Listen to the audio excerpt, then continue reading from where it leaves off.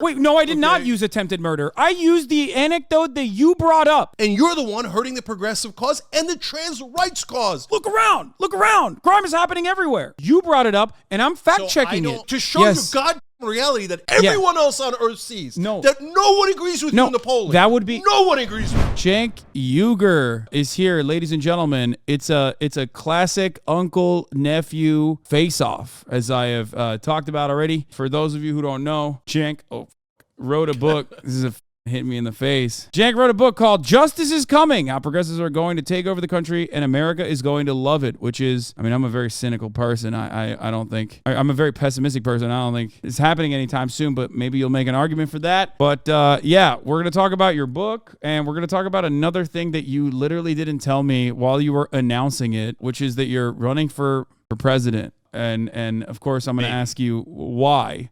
Or even how, but that's it. That's those are some of the things that we're going to be talking about. Before we get into any of that, though, let's start off with the Democrats actually doing something that is unheard of, unimaginable, which is showing backbone and showing a spine and actually doing the right thing, even though they were like kind of forced into a corner to do the right thing on Kevin McCarthy's ouster as Speaker of the House.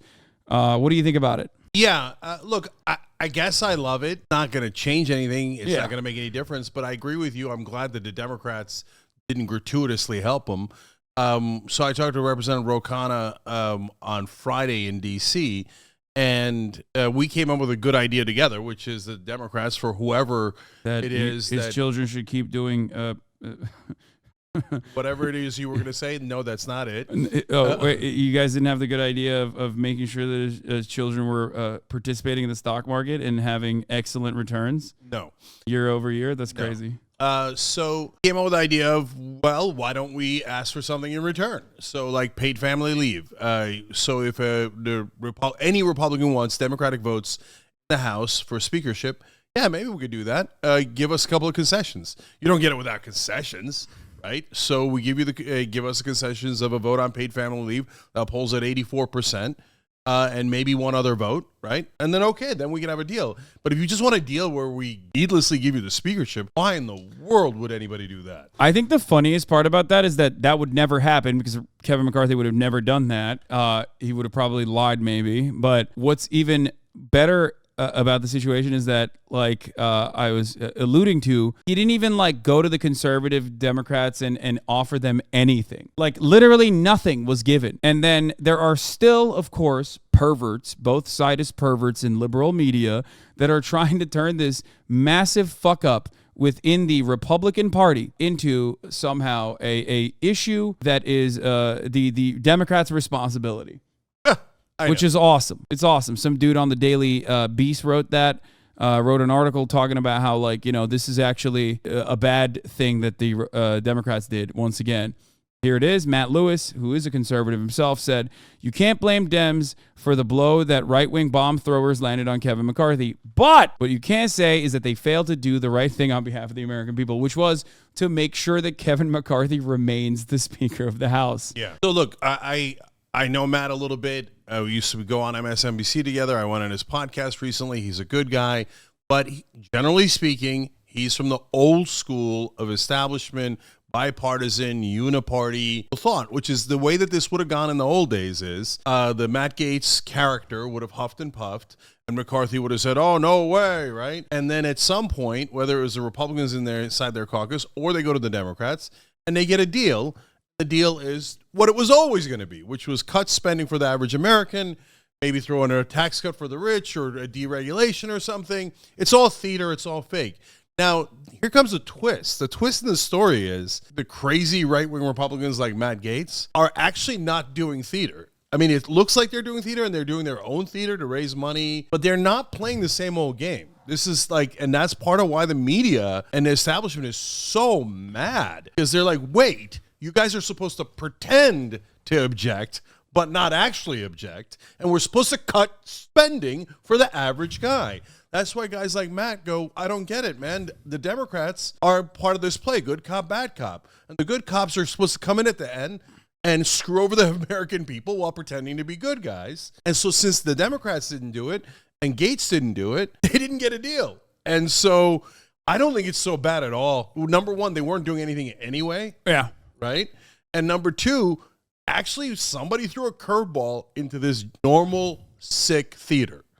I like to always say, what would the Republicans do if roles were reversed? And if anybody in here thinks that they would have dove on a grenade to save the Democratic Party or the institutions to make sure that Nancy Pelosi would have retained her speakership position, you're fucking out of your mind. So yeah, Democrats did exactly what the Republicans would have done in the situation, which is, of course, always good politics. It might not yield good policy, but it was certainly good politics. Now, of course, the other side of this is that there was no opportunity for good policy anyway. People are immediately rushing to conclusions that Kevin McCarthy would have been a more moderate speaker than whatever kind of demon they put forward, certainly. But functionally, Kevin McCarthy, as the Speaker of the House, was going to operate like the most reactionary person in the party. And he did. He did do that. It's not like he gave a bone to the Democrats in his chaotic order and under his control in the House. They fucking lodged an impeachment inquiry with zero evidence that connected Hunter Biden to Joe Biden. Zero. Okay? Zero. That's insane. That's so insane. And it's not like there was no investigation leading up to this. There was. They just did it behind closed doors because they knew they had no real evidence. And then just kept going along with it.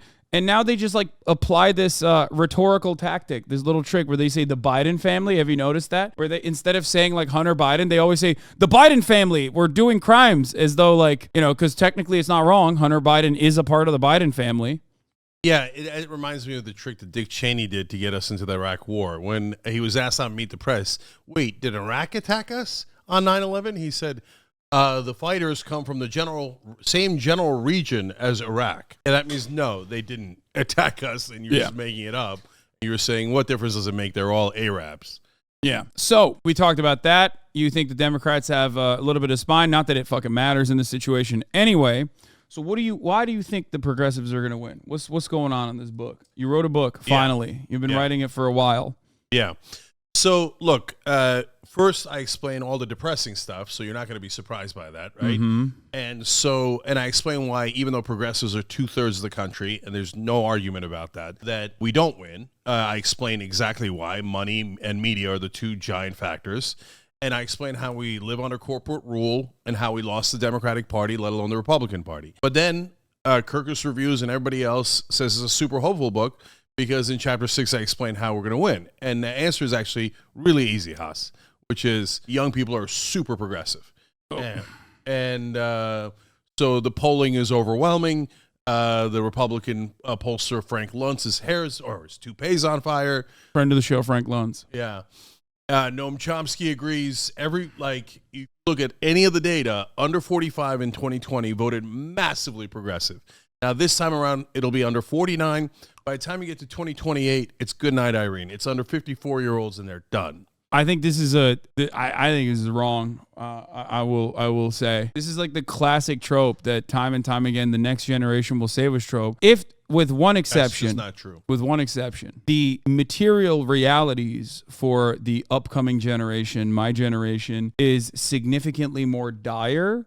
That's right. And therefore, they will vote along the lines if they are still participating in the democratic process at that point. If they haven't fully checked out, they might end up having a much poorer country overall and having less economic prospects overall will yield understandable results and will yield the same voting patterns. I do not think that it's more so a generation being progressive, but instead a generation not having access to additional economic opportunities that prior generations had. Because you see it time and time again. When people have more assets, when people have more capital, they start voting in predictable patterns. They start voting for deregulation because they understand that this is intrinsically aligned with their interests. Oh my God, Kaya is so good at opening that door now. It's crazy. I had put her outside, and she literally opened the door immediately and ran in here. That's nuts. Okay, let me break that down for you. Yeah. Okay. So number one, the trope is actually not. I got to close the door. You keep going. Trope is not intergenerational. It's about demographics overall, right?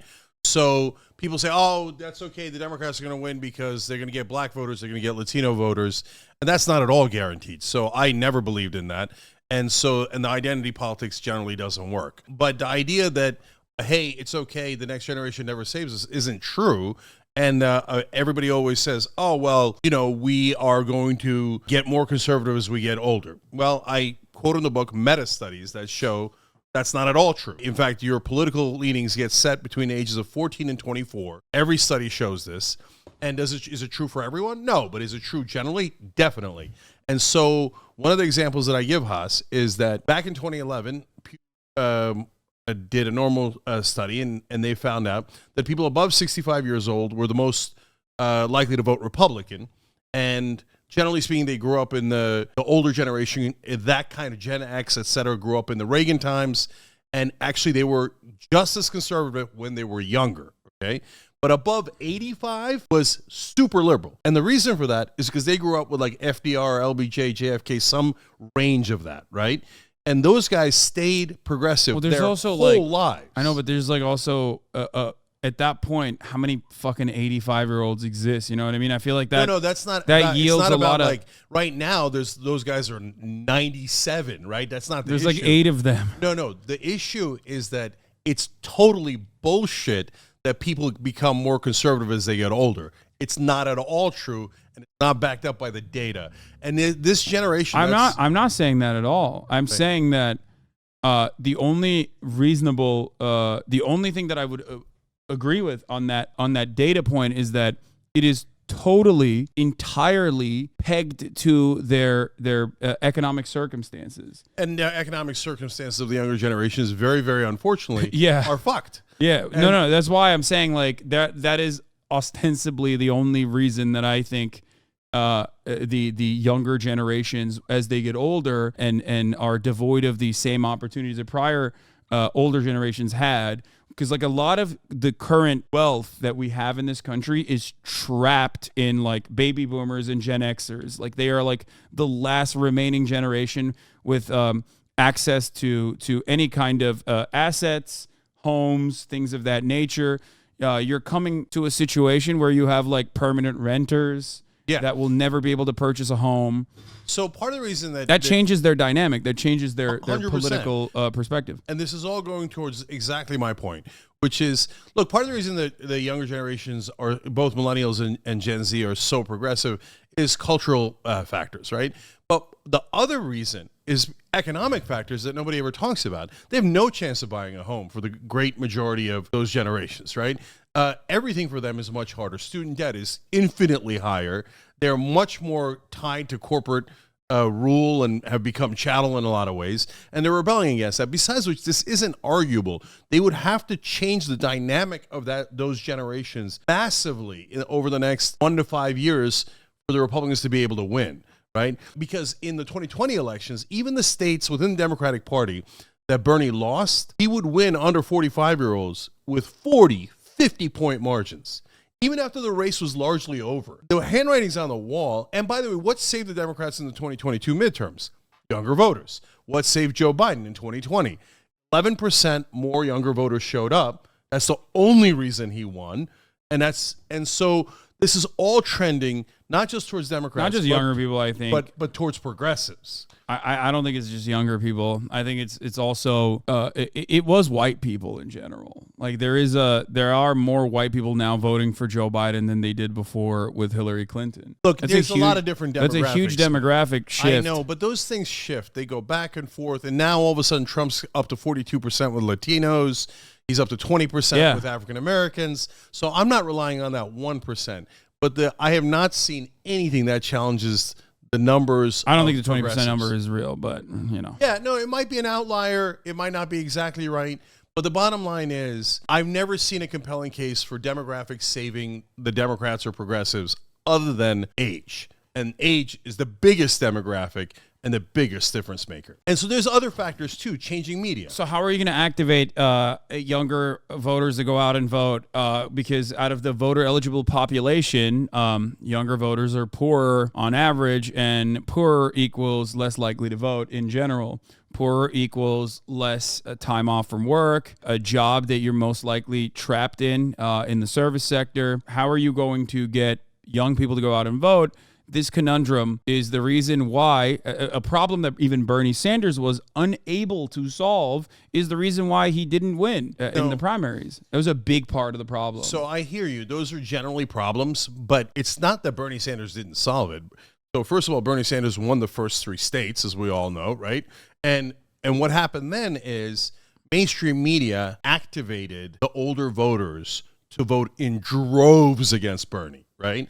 So normally after you win the first state, let alone the first 3 states, you get a significant amount of positive coverage, and I have the numbers and the data in the book. But of course, Bernie got like 3 times the negative coverage. Okay. We're saying the same thing. Right. You're just saying... No, but my point is, at that point, even with mainstream media just blasting Bernie, talking about executions in Central Park and giving Biden enormous positive coverage, etc., Obama rallying everyone, Buttigieg, et cetera, still, if it was 4 years later, Biden would have lost to Bernie because of the age demographics. Just couldn't do it with 45-year-old and under enough. Like if it was like 49-year-olds and under, Bernie almost certainly would have won. So, and here we are 4 years later. Look, is it written in stone? Of course not. But is it as dire as people think? Not even close. I think we're definitely the favorites, not the underdogs. And Haas, here's another giant factor. Media. We all know mainstream media hates progressives and destroys us at every turn, right? And so they activate the older voters, etc. But now they're losing their power. But here's a really important fact that people don't absorb enough. Now, for most of the television networks, their costs are higher than their revenue. Are they really going to be able to last 5 more years of bleeding out? So at some point, this doesn't just wither away, it capsizes, right? Meanwhile, what's happened? TYT's happened, you've happened, tons of like new streamers and almost all of them are progressive, right? So we've got some right-wingers trying their best, spreading sexism, bigotry, racism. I think right-wing media is significantly more popular. I wouldn't say that like they're popular because they have more like genuine grassroots support, but they're popular in the same exact material reasons as to why CNN cuts corporate propaganda, MSNBC cuts corporate propaganda, and Fox News is the most popular news broadcast. They have moneyed interests backing them, whereas like real progressive content has to revolve around, or if they want to be sustainable, heavily rely on subscriptions and that is incredibly difficult. There's nothing as good as just like having unlimited wads of money from concentrated wealth that will give you a couple billion here, a couple billion there. And that is precisely the reason why Daily Wire is fucking, taking our lunch money all day, every fucking day. Think about it this way. The Steven Crowder $50 million conversation. I would say, not to toot my own horn here, but probably more popular a figure overall than Steven Crowder. There is no $50 million deal coming my way. That is unimaginable. That would never happen in a million years because Steven Crowder doesn't have to generate $50 million in revenue. He just has to keep saying the right things, and billionaire-backed independent media that is basically cutting the same exact propaganda that Fox News cuts will keep funneling money to those places. Yeah. So I understand our disadvantages very well because I'm in this business, right? But look, even with all of our disadvantages, TYT gets about 5 billion views a year. So Daily Wire can kiss my ass. All the right-wingers combined can kiss my ass. And so the good news is I'm not just a good host. We have a lot of great hosts on TYT. I'm a really good businessman. And so I have maintained us in business for 21 years in an impossible industry. We built a network of progressives, and we just keep on winning. So they're not going to be able to get rid of us. We're going to win, and then when we get more resources, we're going to dominate even more. So the problem, the advantage that the right wing has is infinite money, and the left has almost no money at all, right? But the disadvantage that the right wing has is that they're not popular. We say things that are popular, and people like what we're saying because it's in favor of them, right? The right wing has garbage that says, oh, rich people are great. You should give all of your money to rich people. This show brought to you by rich people. That shit's never going to be ultimately that popular. And part of the reason why but that's why they always move around and try to latch on to focus tested talking points on deeply and undesirably unpopular policy positions that they have. That's why nobody says we want to criminalize abortion and like lock women up that have a pregnancy and want to exercise their bodily autonomy. They say we're pro-life. Life begins at conception. And when there is an anti-Catholic, anti-Christian slant in the United States of America, which there is, then they change the conversation around from even someone like Ben Shapiro, who is very religious, like he doesn't hide that. They change the narrative around from, instead of talking about like how life begins at conception is a Christian talking point and therefore you have to abide by it because America's a Christian nation, they move towards how this is actually a moral argument. This is the scientific argument. This kind of paradigm shift, this kind of like propagandizing and the mechanism that backs it is all too powerful because, once again, it goes back to concentration of wealth. It doesn't really matter. Like Daily Wire is more successful than both of us combined.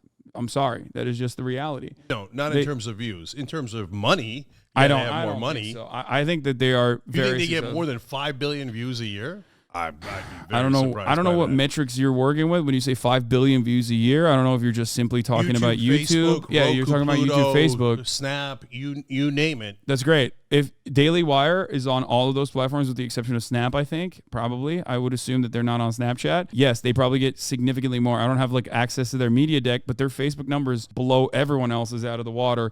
Time and time again, every single Daily Wire content creator is absolutely, at the top of the leaderboard in terms of impressions, in terms of readers, in terms of everything. So Haas, let me give you my perspective and context on it. So since I'm like a generation older than you, I grew up completely on mainstream media where we didn't have any options at all. And I write about that a little bit in chapter 5. And that turned everybody Republican. And the reason for that was that they would tell you like Ronald Reagan is the Gipper and he's a cowboy and he's awesome and America's a shining city on a hill. And that's what Republicans stand for.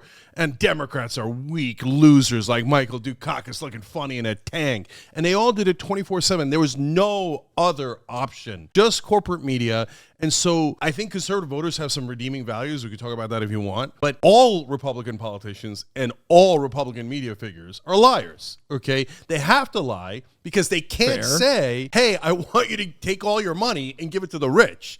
That's their actual objective, and they can't ever say that. And then you could say it about 100 different things. They can't say, hey, I want you to smoke cigarettes and get cancer because they pay me. Hey, I want you to take guns and shoot yourselves because the gun manufacturers pay me. I want you to destroy the planet because ExxonMobil pays me. They're never going to say any of that. So it's one lie after another, and we call them talking points.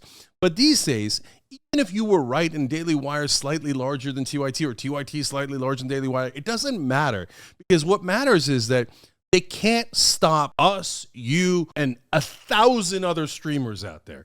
And we're going to get the message out. And so like now some of their old talking points sound so dumb and asinine. And so when they try their things about like, oh, trickle-down economics. When I was growing up, the media actually brainwashed people into thinking trickle-down economics was real. Yeah, same.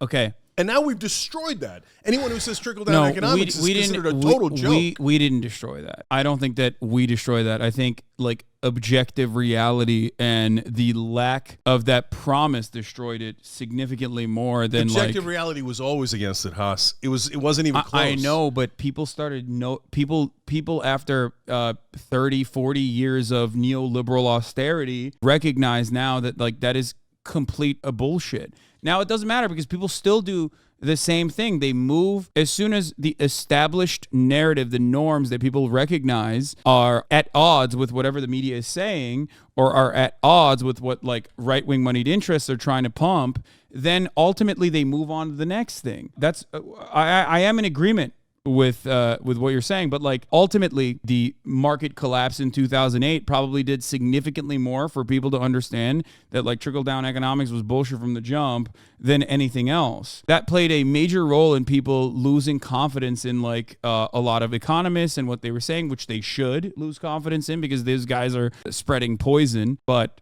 here, let me give you one example of the power of an alternate voice. So, and this is a very ironic example. So, Iraq war was always bullshit. It was always obvious. Mainstream media didn't say it. They said, "Oh yeah, weapons of mass destruction," and they attacked from the general same region as Iraq, etc. Right? So, okay, 70% of Americans, when we attacked Iraq, thought that Saddam Hussein had personally attacked us on 9/11. Right? So they mass lied, mass hypnosis, etc. So no matter how much we were right, we couldn't break through. And then that lasts for forever until Donald Trump goes, Iraq war was bullshit. And all of a sudden the dam breaks. And then the Republicans go, oh yeah. No, I disagree with that as well. No. I think before you and that, I have, if not a single Republican said the Iraq war was bullshit. You and I, until it Trump doesn't matter said what Republicans say. You and I are at fundamental odds and will forever be at fundamental odds in the way that we analyze the world, because I am a believer that the material conditions and things withering away, like larger structural moves in either direction, are significantly more important in bludgeoning people with reality than the media moving in a specific direction.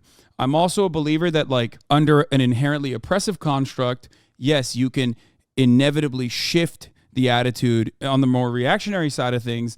And unfortunately, the only way to stop that is by waiting it out and just eating the pain.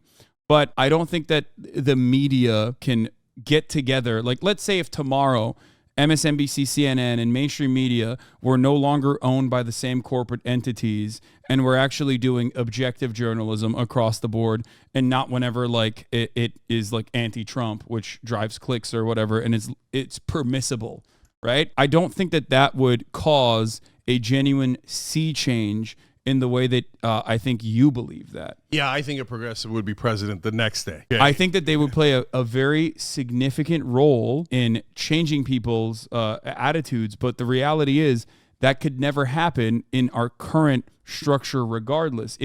There would be need for a world where the material realities were different. But the material realities are different. So we've got every single thing lining up for us. Younger voters, the destruction of mainstream media, rise of new media, but also objective reality. So, for example, why did FDR incredibly progressive things? Why did LBJ, at least on social issues, do incredibly progressive things? Because the economic realities, one, demanded it, and two, there was more pushback from outside groups at the time. There was more militant labor, and people were recognizing the writing on the wall about America's dire economic circumstance. It's exactly right. And what's the situation we're in now? Almost exactly the same thing. Now we need to build a labor movement. We need to build more direct action. I agree. That's why I do what I do. I think a lot of people don't understand that. The only place that I have any sort of optimism for the future is in the labor movement, which is why I do what I do. I want to change people's minds about certain things and allow them to see for themselves the autonomy that they can have and change their immediate workplaces, somewhere that they spend 80% of their adult lives in, and therefore set up the groundwork for a mechanism of pushback against the Democratic Party and force the Democratic Party's hand to do the right thing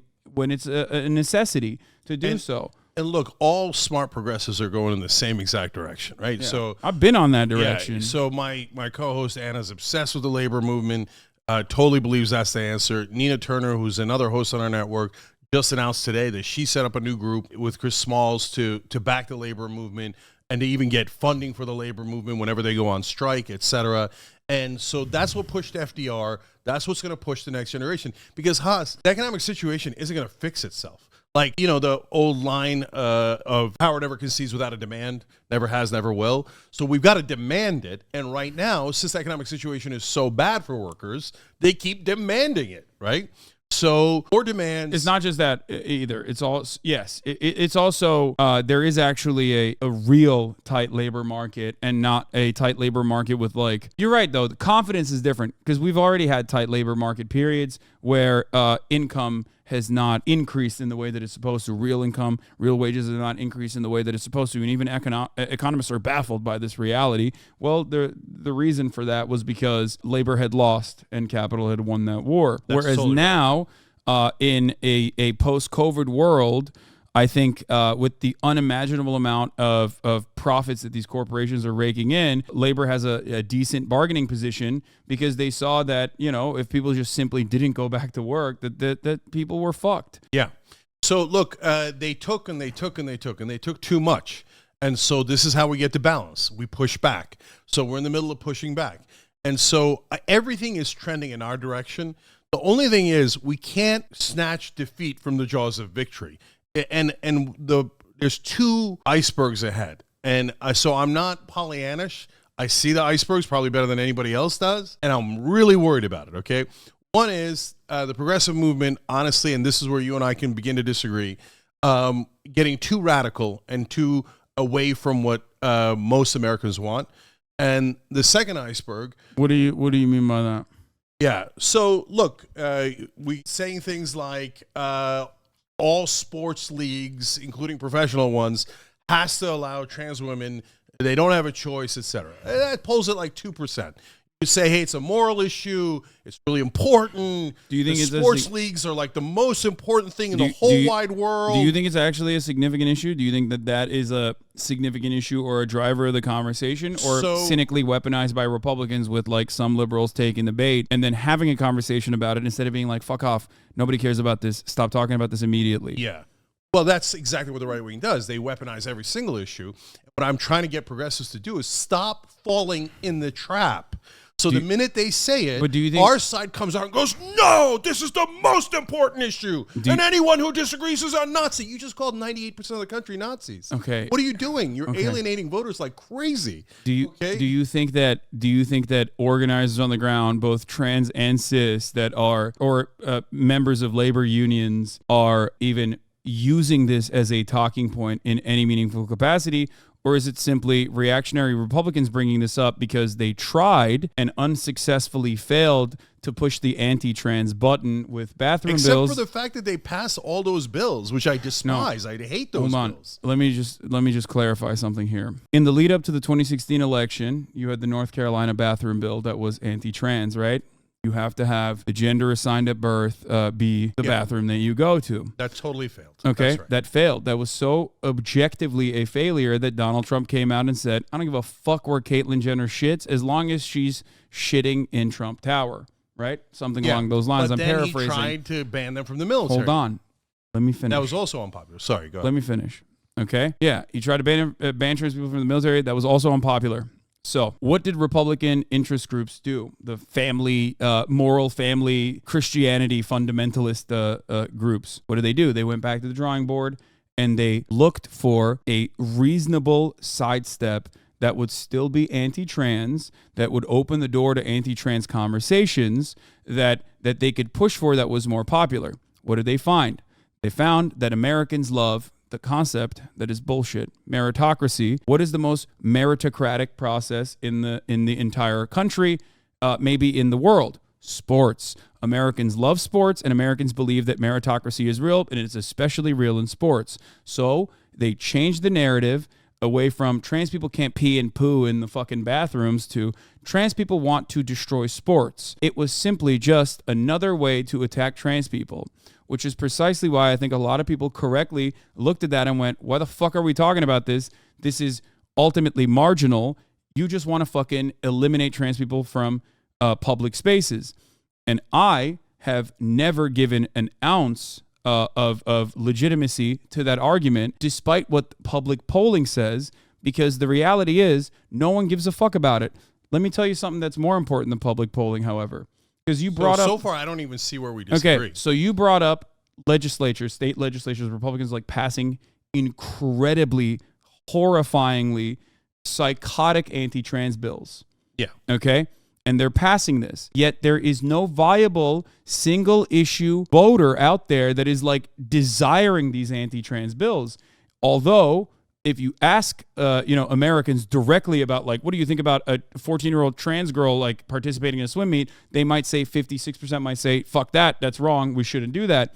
But the reality is there isn't any real momentum on the ground for anti-trans shit. Voters do not give a fuck about trans people overall. The overwhelming majority of voters actually have apathy for trans people. They just don't care about it because they think that there's no trans people in their lives whatsoever. Republicans, however, have kept on pushing the anti-trans button over and over again and made it their major fucking talking point. That's right.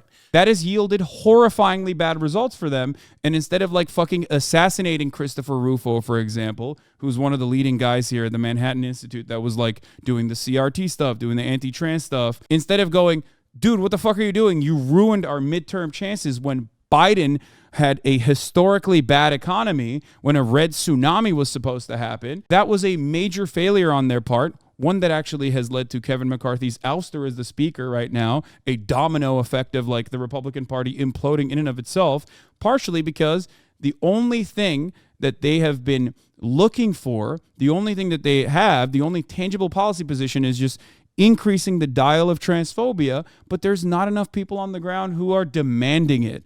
And those who are demanding it are increasingly more psychopathic, which is pushing away normal fucking Republican voters who are just like, I just want tax cuts, man. Like, I'm racist, sure, but like, the fuck's going on? Like, I don't give a shit about this. Like, why are you talking about dismembering children's genitals all the fucking time? You sound like a psycho. They're getting outrage fatigue, and it has demonstrably been a failure. And that's part of the reason why you don't see Trump talking too much about wokeness or trans people. He like brings it up every now and then in his commentary, but it is far less than Ron DeSantis, wouldn't you say, who is an objectively less popular candidate. Yeah. So with the exception of Trump and DeSantis thing, which we can get into, I actually agree with everything you said. So now let me give it to you from my perspective and why I'm concerned about it. So number one, Republicans bring this up because they're fishing and fishing. All their positions are deeply unpopular. So they're fishing for one position that they could finally get some sort of popularity on, right? So they dig all the way down to trans sports at the high school level, and they get over 70% saying, okay, no, meritocracy, we shouldn't do that, right? So if at that point, you and I agree, we fight back when they propose a bill and we do the best we can and we aggressively make the case that you just made and that I make all the time on the air, right? And then we're okay with it. And everybody would agree. The country is in favor of trans rights, okay? But in the midst of these conversations, one of the things that happens is on air, I say, okay, you're asking, fine. I think at the high school level, trans girls should be able to participate with biological girls because... Why do you talk about that at all beyond how... Because it comes up. Because there's a bill. I'm fighting against the bill. Okay, but why do you talk about it beyond it being a distraction, perfectly cooked up? Because you said you agree with me. Why do you talk about it beyond it being a fucking bill that is laughably unpopular, so unpopular that like incredible... It's not so unpopular that it didn't pass in all the red states. Wait, what? The trans bills that passed, not about bathrooms, but about sports and all that horse crap. But none of those bills were passed with popular support, Cenk. I know they're passed by Republican legislators, and the Republican legislators are appeasing their base. Okay, and their base is maniacal, and their base wants it. No, they're not. That you and I are entirely incorrect. So they go fishing in that area. And in that conversation, I say, hold on, let me finish. Okay. I say, at some point, look, my real opinion is, at the professional level, yes, of course the leagues get to make their own decision. And sometimes, yes, trans women have an advantage, and the league is allowed to say, no, we're not going to allow it. Okay? So what happens next? Every single person that I know in mainstream media saw what they perceive as a progressive community, then called me a Nazi. Then they go, okay, progressives are lunatics. I'm writing all of them off, right?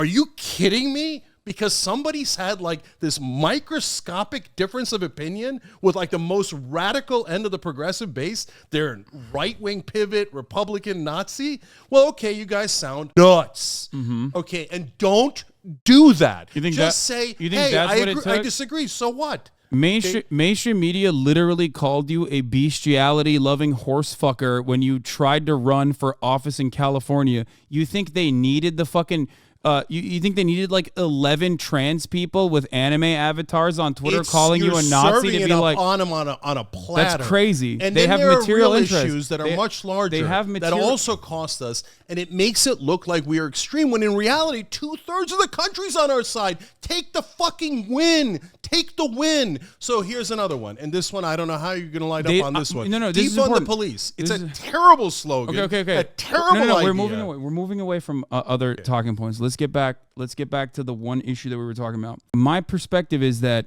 they have every interest to fuck you every single time. Mainstream media does, because of their underlying material interest in defending the corporate oligopoly structure that we have.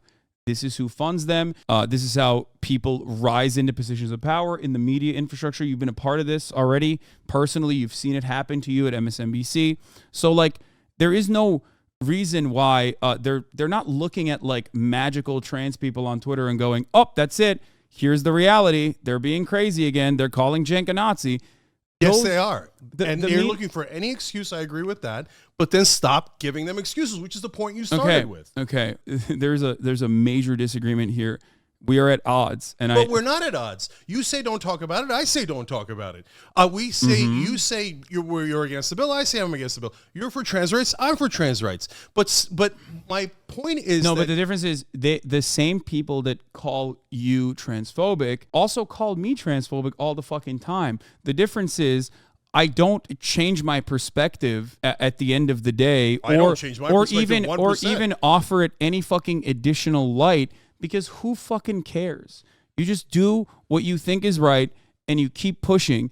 And I think that it's very dangerous and very scary when you get moved by your base of support that you have worked tirelessly for 20 years and like building and solidifying, turning on you and saying you're right wing now. I think that didn't happen though.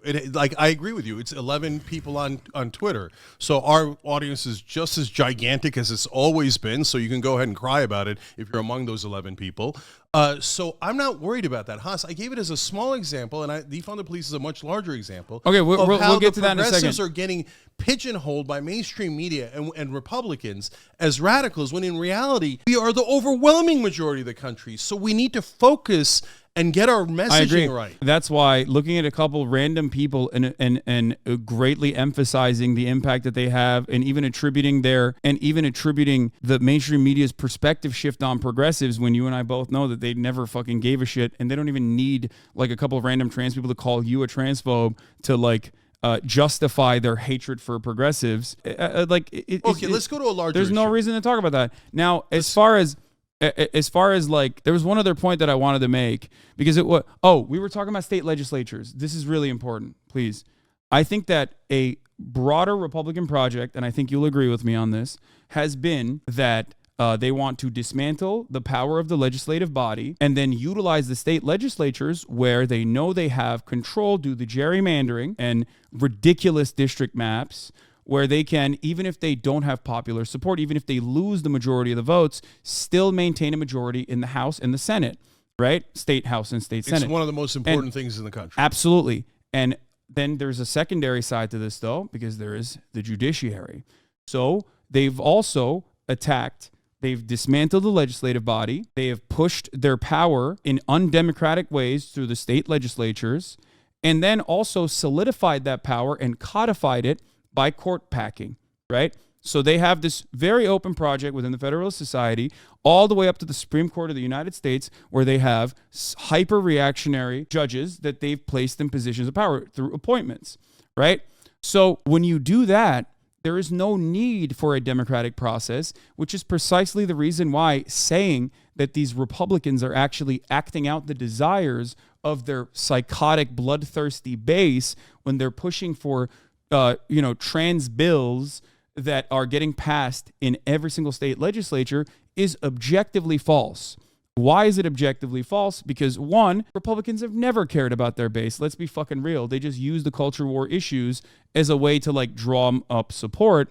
But in reality, they don't really give a shit about what the base wants. If they did, then they would have never in a million years allowed the Roe v. Wade decision to be overturned, because that was a much better way to just keep dangling in front of the most active base of support they have, white evangelical Protestants, and never actually push to actively dismantle Roe v. Wade and completely criminalize abortion in red states. That's why they have a major fuck up right now, because they're suffering from their own success. So I don't think that pointing to state legislatures and bills that they've passed to say, no, there is actually a decent amount of support for anti-trans legislation from the Republican base of support is correct, especially when all signs point to the opposite. At the national party level, the Republican Party is currently going through a crisis, an identity crisis. They have capitulated to incredibly bloodthirsty, psychotic fucking culture warriors for so long that they end up leading like Ron DeSantis, pushing for objectively unpopular bills, okay, by utilizing the state legislatures, and then suffering the consequences on the perception in the national party. Yeah. So look, again, there's a lot I agree with, but let's break it down one by one. So it can be both, Haas. It can be that, yeah, they've done the gerrymandering. Gerrymandering has done most of the work for them, and it made their seats pretty much impenetrable. So if the Republican legislators do something, it doesn't necessarily mean that the voters of that state want it, for sure, right? But it can be that also the vicious end of the Republican base does want it, and the polling indicates that they do want it, right? And so, but the larger point here is, I don't agree. I don't think they're. Hold on. Let me be clearer, because it depends. If you say, do you hate trans people? The answer is no in the polling for American people. They are in favor of trans rights. They are in favor of treating trans people in the same exact way about employment, health care, etc., which is wonderful. And again, 2/3 of the country is progressive. Okay, so when you go to ask them about bathrooms, no. When you ask them about the military, no. These people are willing to give their lives for this country, and you don't want them. What kind of a monster are you? So the American people are on our side on all those things. That's why they had to go digging for this stupid high school sports thing, right? And on that, I've seen the polling, and it's over 70% of Americans are on the side of banning them, right? Now, I'm on the other side. I'm with the 30%. I leave the kids alone, right? It doesn't matter if your daughter was going to break a record or whatever. Just calm down. Stop checking the genitals of kids. You're sickos. Leave them alone, right?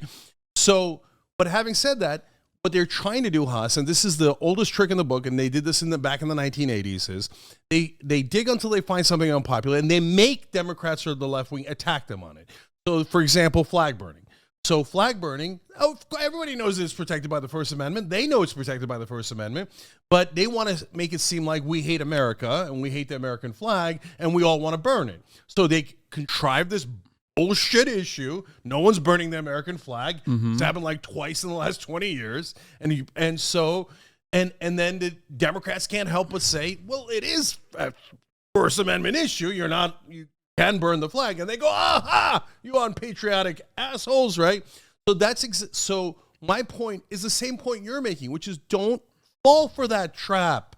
So just say, hey, we disagree on this, move on. You're saying don't fall for that trap and don't even defend it, or don't even, saying defend on the bills, because when there's a bill, you have to defend. Yeah. But then point out super aggressively what the Republicans are doing wrong. Chelsea Manning has a question for you. Q for Cenk. Is it possible that trans people are reacting the way we are because we hear people make these talking points, and the next thing we know, people are saying, this is why I had to become a conservative time and time again?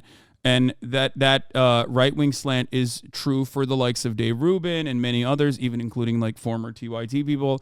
I think that's where a lot of people are defensive when they hear you talk about this. Or when they hear people fall into the trap of like jumping on every single non-issue that ultimately turns into discourse, like bonus holes or whatever the fuck, like some psychotic weirdo British person came up with at the fucking Daily Mail, right? If you are even pushing that discourse as though this is like real and applied and genuinely a threat to democracy because it's something that everyone is like forcing you at gunpoint to utilize, then all of a sudden you are a culture warrior, whether you admit it or not, because these issues are distractions and they're stupid as fuck, and that nobody should even talk about it, let alone amplify it. I'll take it one step further, though. There is one other issue here, and that is the Democratic Party. What do reactionaries do? They have no agenda, right? They have no agenda. They react and they try to claw back civil liberties. That's their goal.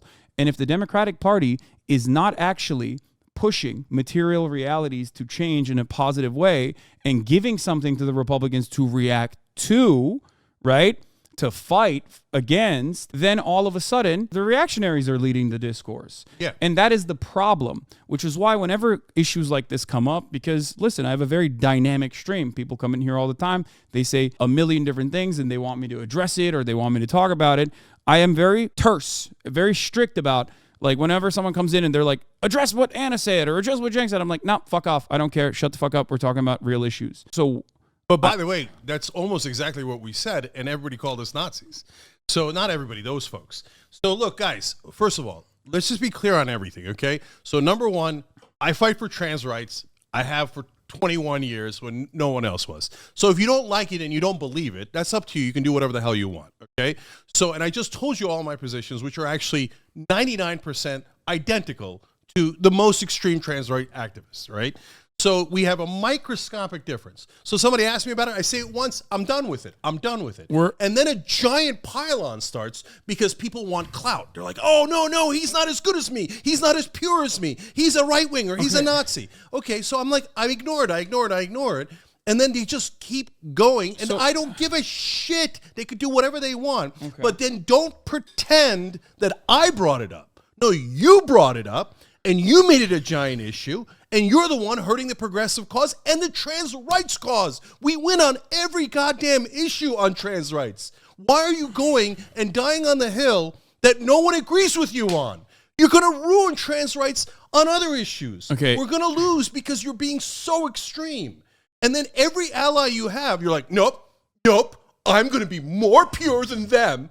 So I'm going to burn their bridge down. I don't want any allies. Okay, well then don't have any allies. Okay, if both of our goals are aligned and we are interested in coalition building and actually fighting for justice, okay, there's two different things to do here. One is try to engage in purges and try to say this purity spiral is self-defeating, which I agree with you on. 100%. Or the other thing is to just stay the course and just let people chirp into the void and never give them an ounce of pushback, because why? Every single if people are looking for class, if people are looking get for out of here. No, that's not a get out of here situation. So here I'll tell you this exactly is very what important happens. because this is really important because you know why? So Haas, so every time we say any little thing, all the other streamers and stuff, these come in and go, oh, we're better than the Young Turks. We're better than the Young Turks. We agree with you 200%. They're such monsters. And they clutch their pearls and stuff, and etc. And then we go, okay, guys, hold on. We said a tiny thing. You guys said this nuclear reaction. Okay, say another tiny thing and defend our position for like 3 minutes on air, right? And then another round of nukes, right? We're better than the Young Turks. We're the most pure. We're the most progressive. Radical. We have to be the most radical. And if you don't believe us, then you're a Nazi. Well, and then I made it an issue.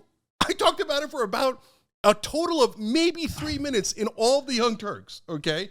And then everyone else talked about it for 200 hours. I know, and pretended that it was us. Okay, here's the thing. Here's the thing that there's two different parts here. One, you've immediately ascribed to bad faith arguments to these people. You're like saying they're cloud operated. Do. Okay, so one, that might not be the case. There might be genuine disagreements. That's number one. But at which point you think, well, you know better than them, right? No, they could disagree. Okay, I don't give a shit about but listen. But like, okay. But okay, even if they are bad faith, I'm going to call them Nazis. Okay, even if they are bad faith, right? Okay. Even if they're bad faith, then what the fuck are you doing giving them more clout? I don't say anything. And then they do 200 shows about it. It doesn't matter. And then pretend I'm the one saying it. It doesn't matter. So can we agree that all the others, like Lance or whatever the fuck their names are? No. Oh, no. They should all shut the fuck up then. Okay, right? Right? Because that's what you're saying. Dude, why are you making a big issue out of it? Because I only said it for 1 minute. They said it for 200 minutes. Why don't they shut the fuck up. Oh my God, I'm gonna lose my mind. I don't even understand what we're disagreeing about. So we agree 99% on the issue, and we agree. I think the major 99% that it's not a major issue, and people are making a big deal out of it. I think the anger that people feel towards that sort of thing inevitably derives from offering any fucking light to that conversation, especially when you understand that it is just like bullshit talking points that have been focus tested and being brought up. The moment that you give it any validity, okay, and now I'm not even talking about like. Let's talk about a general thing. I'm not even talking about that. I'm not even talking about like talking to other leftist people or like defending your positions or whatever.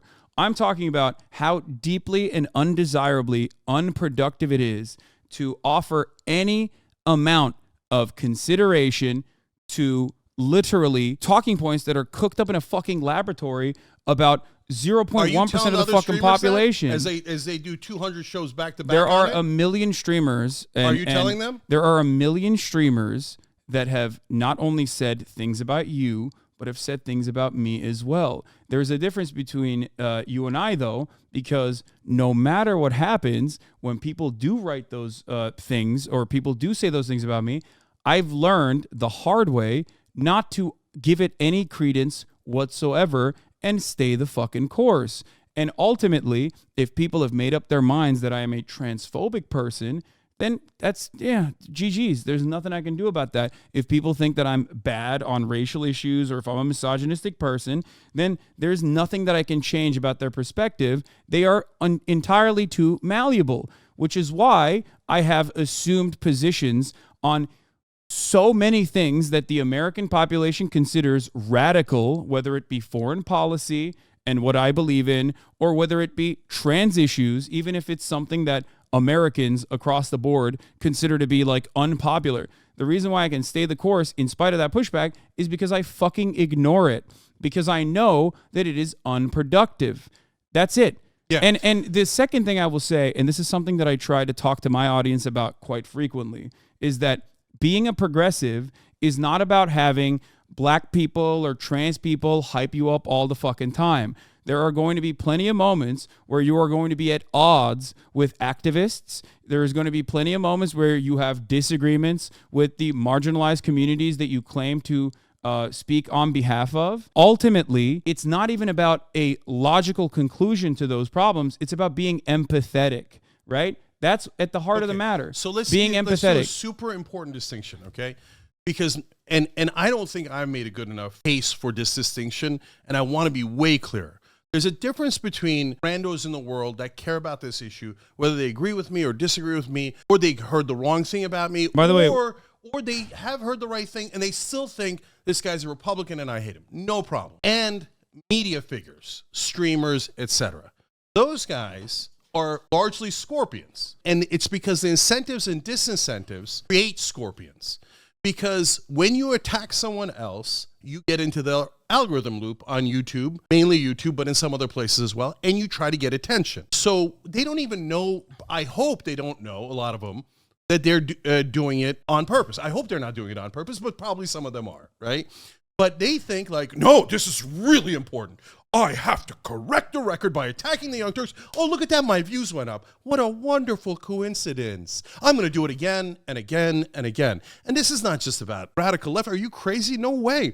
The right wing started this. Why does Steven Crowder dress up as me? Yeah. Right? I was about to say, listen. Right? Listen, but you're... So why did Jimmy Dore attack me like a nut job? Why did Sargon of Akkad go back like 15 years? Partially why because... did Sam Harris? Why did all of them attack us? Partially because you YouTube, respond. We're the largest. Partially because you respond.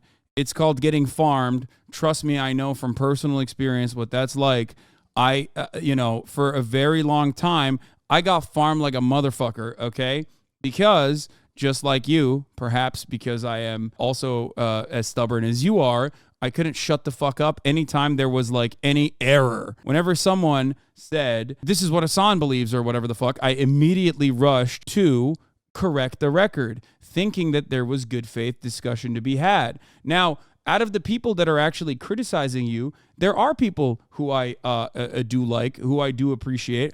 I'm not going to get into that part of the conversation because I feel like that's going to blow a lid in this. It's going to make you blow a gasket. But the reality is that if you want to have a productive and successful coalition, you just can't stress that shit out, okay? You can't. No, I'm good with even it. Even if Look, they I say was super clear. You like what we're saying, you come to the Young Turks. If you don't like it and you want super radical weirdos, there's like a million shows for you. That's what you're doing. Like you're casting everyone else in a bad light. Don't even talk about it. Don't even bring it up. That's it. Okay, so I know I've been punched in the face 200 times, and I'm not allowed to punch back. Exactly, 100%. That's what I'm saying. Yes, you get it. That is what I'm saying. That's what being fucking progressive is, okay? But there's this one issue that you and I have. There's one disagreement. There's one difference that you and I have. You spend entirely too much time thinking about all the people on your side who fucking hate you, okay? Who say you're bad and wrong, even if it's a misunderstanding. Don't even fucking clear it up. It doesn't matter. People will see where you are genuinely coming from when you keep saying the same shit that you're saying that you've said for 20 fucking years. That's it, okay? A lot of people yelled at me during the fucking Hogwarts drama. Every trans content creator on Twitter yelled at me, okay, and said, you're a fucking piece of shit. You're transphobic. Oh, what? You can't play one fucking game that's transphobic? It was an idiotic fucking take from the jump. I said it a month in advance that this is entirely too popular of an IP. The best thing to do is not like try to boycott this fucking IP that's completely devoid of the transphobic person that is making money off of it, and instead use it to fundraise or push the issue further. Everybody yelled at me, said that was incredibly transphobic. What the fuck did I do? I shut the fuck up. I said, you guys are wrong, but it doesn't matter. History will absolve me. It did. Who gives a shit? The game fucking sucked. Right-wingers like Ben Shapiro made commentary on it, saying that Hasan is terrified of trans people in his own audience, and that's why he also has to capitulate to the trans people in his own audience, when if I wanted to capitulate, I would have never said anything about Hogwarts whatsoever, and I would have just stayed the course and never played it and said, yes, it's a transphobic fucking game. But I didn't do that because I'm a stubborn piece of shit. I yelled at the people and I moved on. Many of those people who thought I was transphobic in that fucking fervor have come to the realization that they were maybe wrong. A lot of people don't want to admit that they're wrong, especially when tensions are fucking high. It doesn't matter. They finally, quietly come to that conclusion that you were on, if they truly do believe that you are genuinely on their side. That's it. So just make your work speak for itself. You don't have to constantly fucking yell about random trans people online. And yes, that's what being the bigger progressive media person it revolves around. You have to do that. That's it. All right, look, I'm going to take your advice. Let's move on because it's a microscopic issue. There you go. So let's talk about defund the police now. Okay, so the overall issue that and we before we do that, there's two.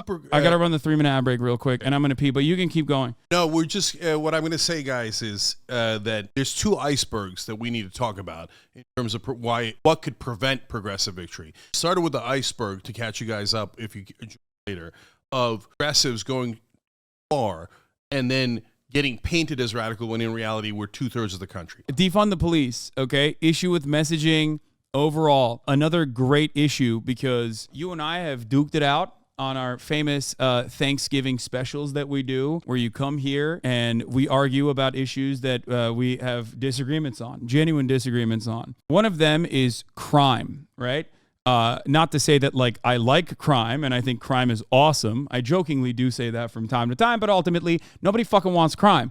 We might have a disagreement on how to solve that problem, right? Now, you brought up defund the police. So I would like to hear your position on that. And before I, get into my monologue. Okay. So first of all, it's the world's worst framing, and framing matters because it gets into people's heads and leaves the impression of you are as a movement. Mm-hmm. And whenever I talk to people who are in favor of defunding the police, the very first thing they usually say is, no, I don't really mean defund the police. Then why did you call it that? So don't call it that at all. What would you message it as?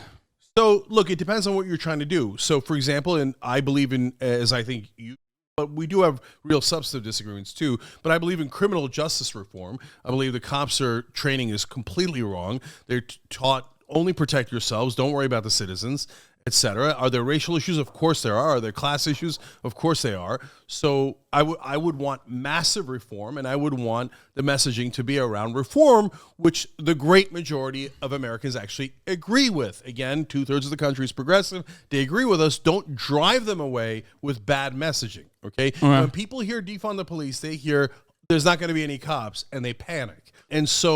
And it's not just white folks that panic. It's not just right-wingers that panic. Ilhan Omar almost lost her seat in a primary because 78% of African Americans in her district did not want to defund the police. So how about this? Here's my reframing. When this works with a lot of like liberals that I talk to, at least rich and poor. Hey, police, do your fucking job. Is that good? That's actually really good, and I talk about that all the time. Okay, listen. Here's the issue though with defund the police. As far as messaging goes and as far as optics goes, you yourself have basically created an argument that you are not using in this situation. You said the media is all too powerful in manipulating public consciousness, and they can change people's attitudes for the better, even if it's entirely at odds with the material realities and the oppressive constructs built on top of those material realities. If that is the case, then optics issues are simply an issue caused by the media not pushing the message enough. Is that what you're saying? So if in a future where MSNBC is truly progressive, that they could just be like, no, defund the police is actually fucking super sweet. Let's go forward. Do you think people would be on board with it? No, because it's mixed. So yes, media pushes the message, but the message itself is also important. So if you had the message of kill all people, that would not work well, even if MSNBC pushed it to ad nauseum, right? And defund the police is such a fundamentally wrong framing. You think defund the police is a message as aggressive and as wrong as like kill all people? No. I gave an extreme example, so not all examples are the same, but I think defund the police is almost as bad a message as you could possibly find, because it leaves the impression that there will be no police, no safety, no security, and it freaks people the fuck out. That's a fact, and it's shown in every poll. Okay. Defund the police means what? Reallocate some of these ballooning police budgets to social safety nets and social programs, because that's where crime starts. And that's the best mechanism to combat certain types of crime, at the very least. Okay. So that's where we get into substance. So you don't agree with the policy, not just the optics. Let's just clarify that. Yeah. So now the optics, I 100% disagree. When it comes to policy, it's much more nuanced. And by the way, if people don't like nuance, then you're not going to like me at all. Because you're, oh no, I want a black and white world. I want everything to be extreme. No, I'm not that guy. So where does the nuance come in? So if you say to me, should we reform the police, reform the training? Obviously, as I said earlier, I say yes, right? Let's reallocate some of the funding, social services, keep the same amount of money, but move some of it from cops. I don't think they should keep the same amount of money. Okay, hold on. We'll get to that in a second. Some of it to social services because they can handle X better. I'm open to that. I'm totally open to that. Okay. So it's a semantics difference. You're saying like keep the same amount of money, but don't defund it. Okay. First of all, semantic difference is a giant difference, as we just discussed. Optics, framing, etc., makes a huge difference. But when you get into the substance, it doesn't matter. There are some things I disagree with. But you don't. So but you don't agree with the policy anyway. You don't agree with the policy of like our ballooning police budgets year over year have not actually genuinely improved the lives or genuinely fucking put a dent in like in fixing some of the pervasive problems. You don't agree with that? No. So look, so here's what happened. If you'd asked me that a couple of years ago, I probably would have agreed with that. And then we did in some places reallocate some of the money or cut some of the money. And so it's a little bit misleading in places like Washington, D.C., because they took from one budget and moved it to another budget, et cetera. But the bottom line is they did lose a number of cops in a bunch of cities, okay? They lost raw number of cops. Yeah, they died to COVID. Yeah. Well, look, there was a lot of factors, okay, including cops not doing their job, which I'll get to in a second. But having said that, less cops, but that's not the main problem. But that was one of the contributing problems that led to more crime. Now, other things that I agreed with now have created issues. So, for example, no cash bail, okay? I was totally in favor of no cash bail because I totally get the argument. I was the one putting forward that argument of, hey, a rich guy and a poor guy does the same crime. Rich guy gets out on bail. Poor guy can't get out on bail. That's totally unfair, right? But what wound up happening is recidivism is a massive part of crime. And so when we did no cash bail, yes, there are a number of guys who are down on their luck, high, whatever. There's a fat number of factors. And when we did no cash bail for them, they just went out and did more crime, more crime, more crime, more crime, more crime. And it became a real significant problem. And so when I look at it, at a certain point, I got to cut you off because you've made a couple points that I definitely disagree with. Right. So, but let me just button it up this way. Okay. And there's other factors. But my point is, let's be open to how do we get to the right reform so we have justice and they don't beat up black guys for no reason. They don't beat up homeless people for no reason. They don't shoot people for no reason. But at the same time, have a reasonable policy where we protect the citizens. Okay, great. So I've said this before. I'm not an abolitionist in the sense that, like, I don't believe that there is no necessity for a group of people, whether it's democratically organized or not, that will maintain the presence of law and order, but also solve crimes and you know, do what police are theoretically supposed to do: protect and serve the community, protect and serve the people. In the United States of America, throughout the history of the United States of America, I do not believe that the police force, or whatever it was originally in its original inceptions, whether in the North they were the guys who were supposed to protect commerce in shipyards, or slave catchers in the South, have ever done that. They've always been protecting and serving the interests of capital. So that's definitely an issue that I have. Having said that, however, you brought up a couple different points that I disagree with in terms of defund the police, and also about how less police have caused more crime, and crime has like exploded in cities and whatnot. The contributing factor. I do not believe that in the slightest. I do believe that what is known as the blue flu has created a lot of issues that police are supposed to theoretically solve, which they never really have done a good job with. If you look at their clearance rates, you will realize that. Okay. But beyond that, it's gotten even worse than it was before, because these are the most selfish, the most lazy, the most entitled, gigantically, insanely violent, uneducated paramilitary group that you could have ever fucking put together. And all of their ineptitude and criminal negligence is constitutionally protected. They have no right to they have no duty to actually have to protect you. They can shoot you if they perceive you to be a threat when you're running away. All of these things have been protected by the Supreme Court. The real reason is because police are supposed to be a violent brigade that will defend and protect the interests of capital when push comes to shove. That is the reason why they are the way that they are. The idea that their funding is fine and that their numbers are diminishing, and that's what actually is like a real gigantic problem for crime, is, in my opinion, a historical and completely incorrect. They have gotten more money year over year, including in the defund the police years. Not a single fucking precinct, with I believe one exception, it might have been Minneapolis, if I'm not mistaken. Not a single fucking precinct actually had diminished resources or diminished funds. As a matter of fact, they got more money, and they got the most amount of money in comparison to all of the other amenities that the local governments are supposed to offer. The Los Angeles Police Department costs taxpayers $8 million a day to operate. And what is that operation? Not doing shit when a robbery is happening in front of them, okay? Now, if you ask them, they'll say, it's because you don't want me to be violent. You made me this way. You don't want me to stop the crime, so I'm not doing it. They're like petulant little fucking children, okay, who refuse to do the fucking job that they are supposed to do. They have the best fucking workplace protections. They basically live in like a social democracy. They're the only individuals in society that have like fat pension programs and permanent job security. And then on top of that, what is their job? Is to be able to fucking shoot people if they want to and get away with it. It's fucking insane. So it's nuts. The entire structure is fundamentally broken, and and that is by design. They are supposed to be that way.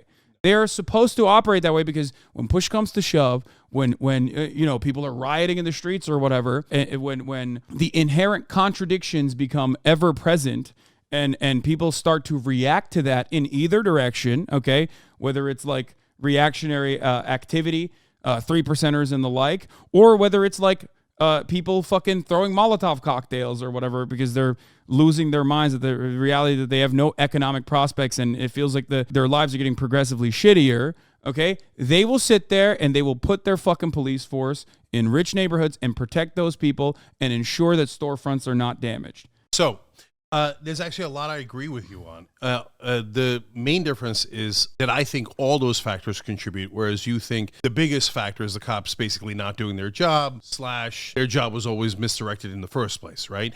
So I don't disagree with you on that at all. I just think that that's a big part of the equation, but not the whole equation. So, and I'll give you a couple of examples from LA to give you a sense of what I think are the issues. So in terms of the funding or the number of cops, I think that is a factor. You don't think it's a factor, but I actually think it's a relatively small factor. If that was the case, then policing would have gotten better year over year as their funds grew, right? Hold on. And so, by the way, though, hold on. Don't make that argument, Huss, because crime statistics got way better throughout the years as police budgets did get larger. Right? So that doesn't really help your argument. Now, but I don't think it's that simple either. I don't think it was just the police budgets. No, there was a lot of different things that happened with crime that made crime go lower, including, by the way, lead in the walls and the paints and the cars. It's a very complicated issue, right? Yeah, but I'm glad that you at least brought up the lead point because crime has globally gone down. Yeah, in areas where police budgets... Absolutely. In areas where police budgets have not gone up as high as the United States of America. Yeah, I'm just pointing out that it doesn't help your cause to say that the budgets have gone up and crime has gone down. That did happen. I don't think that's a great correlation either. Don't get me wrong. Okay, now I think and I agree with you that the bigger problem, the cops not doing their job, is in a story that I'm going to tell you. But it's also because of some of the laws that we passed. And so now some very violent crimes are misdemeanors, and they should not be misdemeanors because misdemeanors get pled down to nothing. Felonies get pled down to misdemeanors. Misdemeanors get pled down to nothing. Mm-hmm. Okay. So no one's talking about that. That is a giant part of the problem. What crimes are you talking about? Some sexual assaults are misdemeanors. Mm-hmm. Okay, that's insane. It's totally insane. So the guy in New York subway took a dump and smeared it on a woman's face, and that was a misdemeanor. How is that a misdemeanor? Are you insane? Okay, so, look, and maybe some mistakes were made there, and they should have made some of those things misdemeanors, and that's exactly my point. You don't have to throw the baby out with the bathwater, and you don't have to go to extremes and say we should only focus on one or the other, right?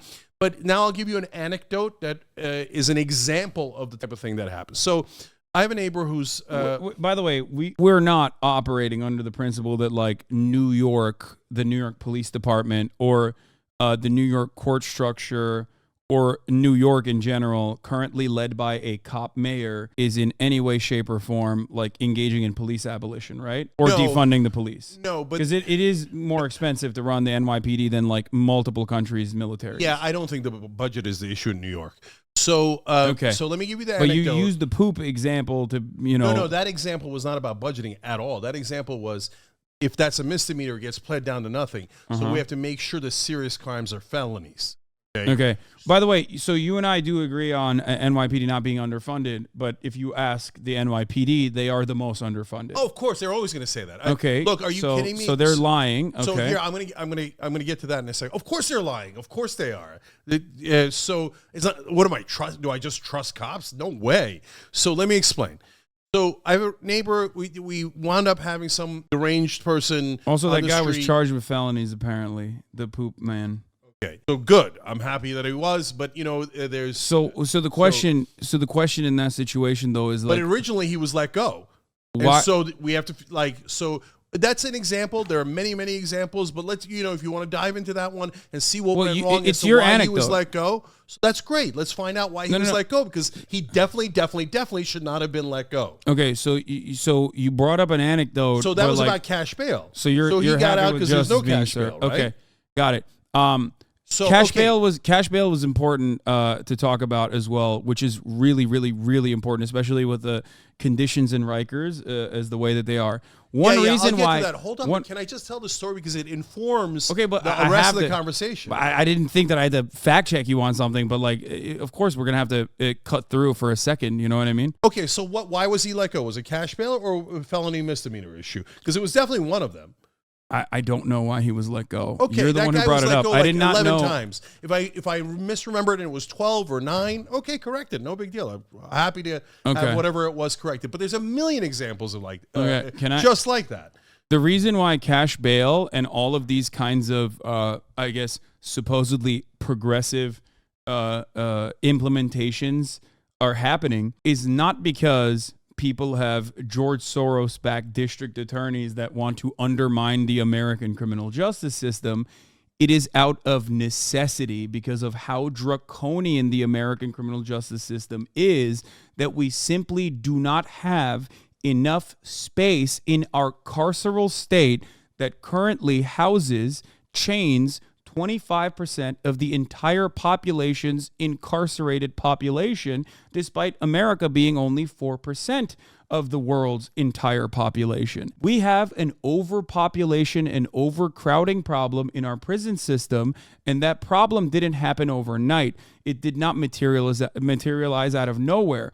It happened with centuries of having the most draconian outlook on crime and punishment and refusing to analyze the structural issues that cause crime, the poverty cycle, the cycle of poverty and violence.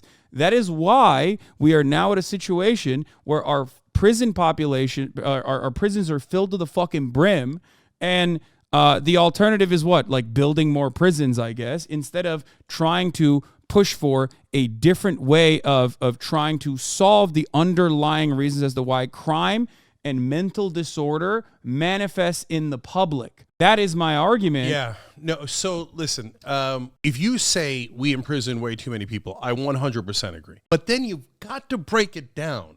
So why did we imprison too many people, 80s, 90s, 2000s, etc.? Because we had insane drug laws, that marijuana possession was a very serious crime, right? And filled the jails with people There's one other over reason. marijuana. There's one other reason. What's that? There's a material reason for it. Slavery. Yeah, I got you. So, and we built private prisons. The private prisons fund the politicians. All that is Private true. prisons are a minor, even though they are like objectively one of the most cruel and inhumane things that you could do, that like Europeans look to and go, what the fuck, you guys have that? Like you guys capitalize and profit off of the existence of fucking prisons? Like that's nuts. That's a small part of the puzzle, small part of the conversation. So the state prison structure also relies on slavery as a form of punishment. And but Haas, okay, I first of all, I think that the prisons were far too many, and we were imprisoning too many people, and mainly on drug charges. And yes, there are nefarious other reasons that you point out, I point out, private prisons, you point out slavery. And yes, slavery is real. They make them work for $1 or less per day, which is ridiculous. I know and fight against all of that. Jank said, get your money up, not your funny up. You say get your money up to the fucking to the prison system. You know, pay these motherfuckers more. So okay, but look, but at the end of the day, what is it that we're putting people in prison for? If you say just generically, okay, let's have less people in prison, that doesn't make any sense. Okay, should we let out murderers, rapists? Of course not, right? Mm-hmm. So the question is, what should people go to prison for? So we all agree they should not go to prison for marijuana possession. That's insane, right? But we all agree that they should go to prison for murder and rape and the horrible crimes. So now we might disagree around the edges, but those are important edges, right? And so say the prisons are awful. I totally agree. I don't know why we allow for the prisons to be disgusting, right? And in how they treat people, the solitary confinement. I mean, the average existence of a poor person in America is disgusting. Why the fuck would they care about prisoners on top of that? Nobody cares. What we do in the prisons is beyond inhumane. And of course. So for there's all the jokes like, aha, you're going to go to prison, you're going to get raped. Why is that funny? Why is that a thing that we think is normal? No, rape is not normal. People going to prison and getting raped is not normal. That's insane, right? Mm-hmm. So do we need massive reform of the prisons? Yes. Do we actually need to spend more money to make those prisons bearable? And I don't mean just give it to the guards. I don't mean just give it to the warden. I mean actually make the prisons bearable. And we know that creates less crime. Look at Norway. Recidivism is much lower in Norway, and they have much more humane prisons. So reasonable people agree, progressives agree, the great majority of the country agrees, but yet our goddamn politicians won't do it. So those are great places to start. Okay. When you get to the issue of cash bail, Haas, I was in favor of it, but now it clearly shows that there's a problem with recidivism. So can we agree, hey, you get no cash bail on the first one. Can I say something? But on the second one, if you do another crime, you want to do it, then you need cash to get out of. Sorry, then you need bail because you are incorrigible. You're committing more and more crimes, and I'm not going to let you do that. I'm not going to let you brutalize the citizens because it's not fair. It's not just. We have to talk about the things that are real, that are in the middle. Hold on. This is important because let's walk through some stuff here. Because last time you were here, you brought up some talking points that were just I was fundamentally at odds with. And this is another issue of disagreement, a point of contention. Okay. As far as cash bail goes, walk me through what you think happens in that structure. Like, do you think that someone goes up in front of a judge and they're like a habitual reoffender and the judge just goes, oh, there's no cash bail, so you're released? Do you think that's what happens? Unfortunately, a great amount of times that is what happens. Yes. Okay.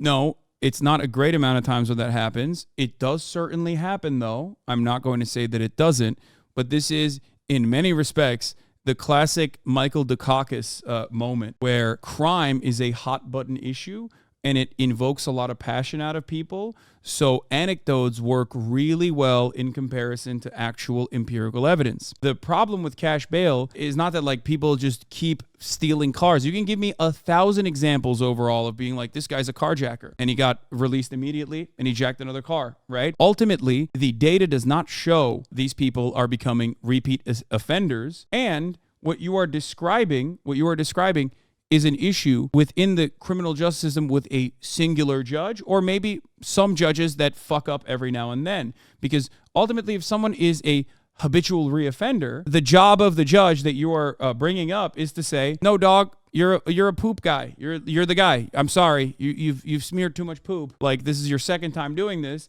I'm not offering you bail, because cash bail does not mean that judges have no power to offer. Judges have no power to stop you from, entering a carceral facility at any given moment. If you committed a murder, you're not going to get bail anyway. Exactly. Okay. So that is. But Haas, then do you agree with me that if you do it a second time, that you need to pay bail? I don't think that legislating that is the smart decision, because. Yes. Well, if you okay, go ahead. Well, then why don't you think it's smart? Then the 3 strikes law would be a smart idea. Okay, no, 3 strikes is you lose your entire life. Yeah, you lose. Yeah, etc.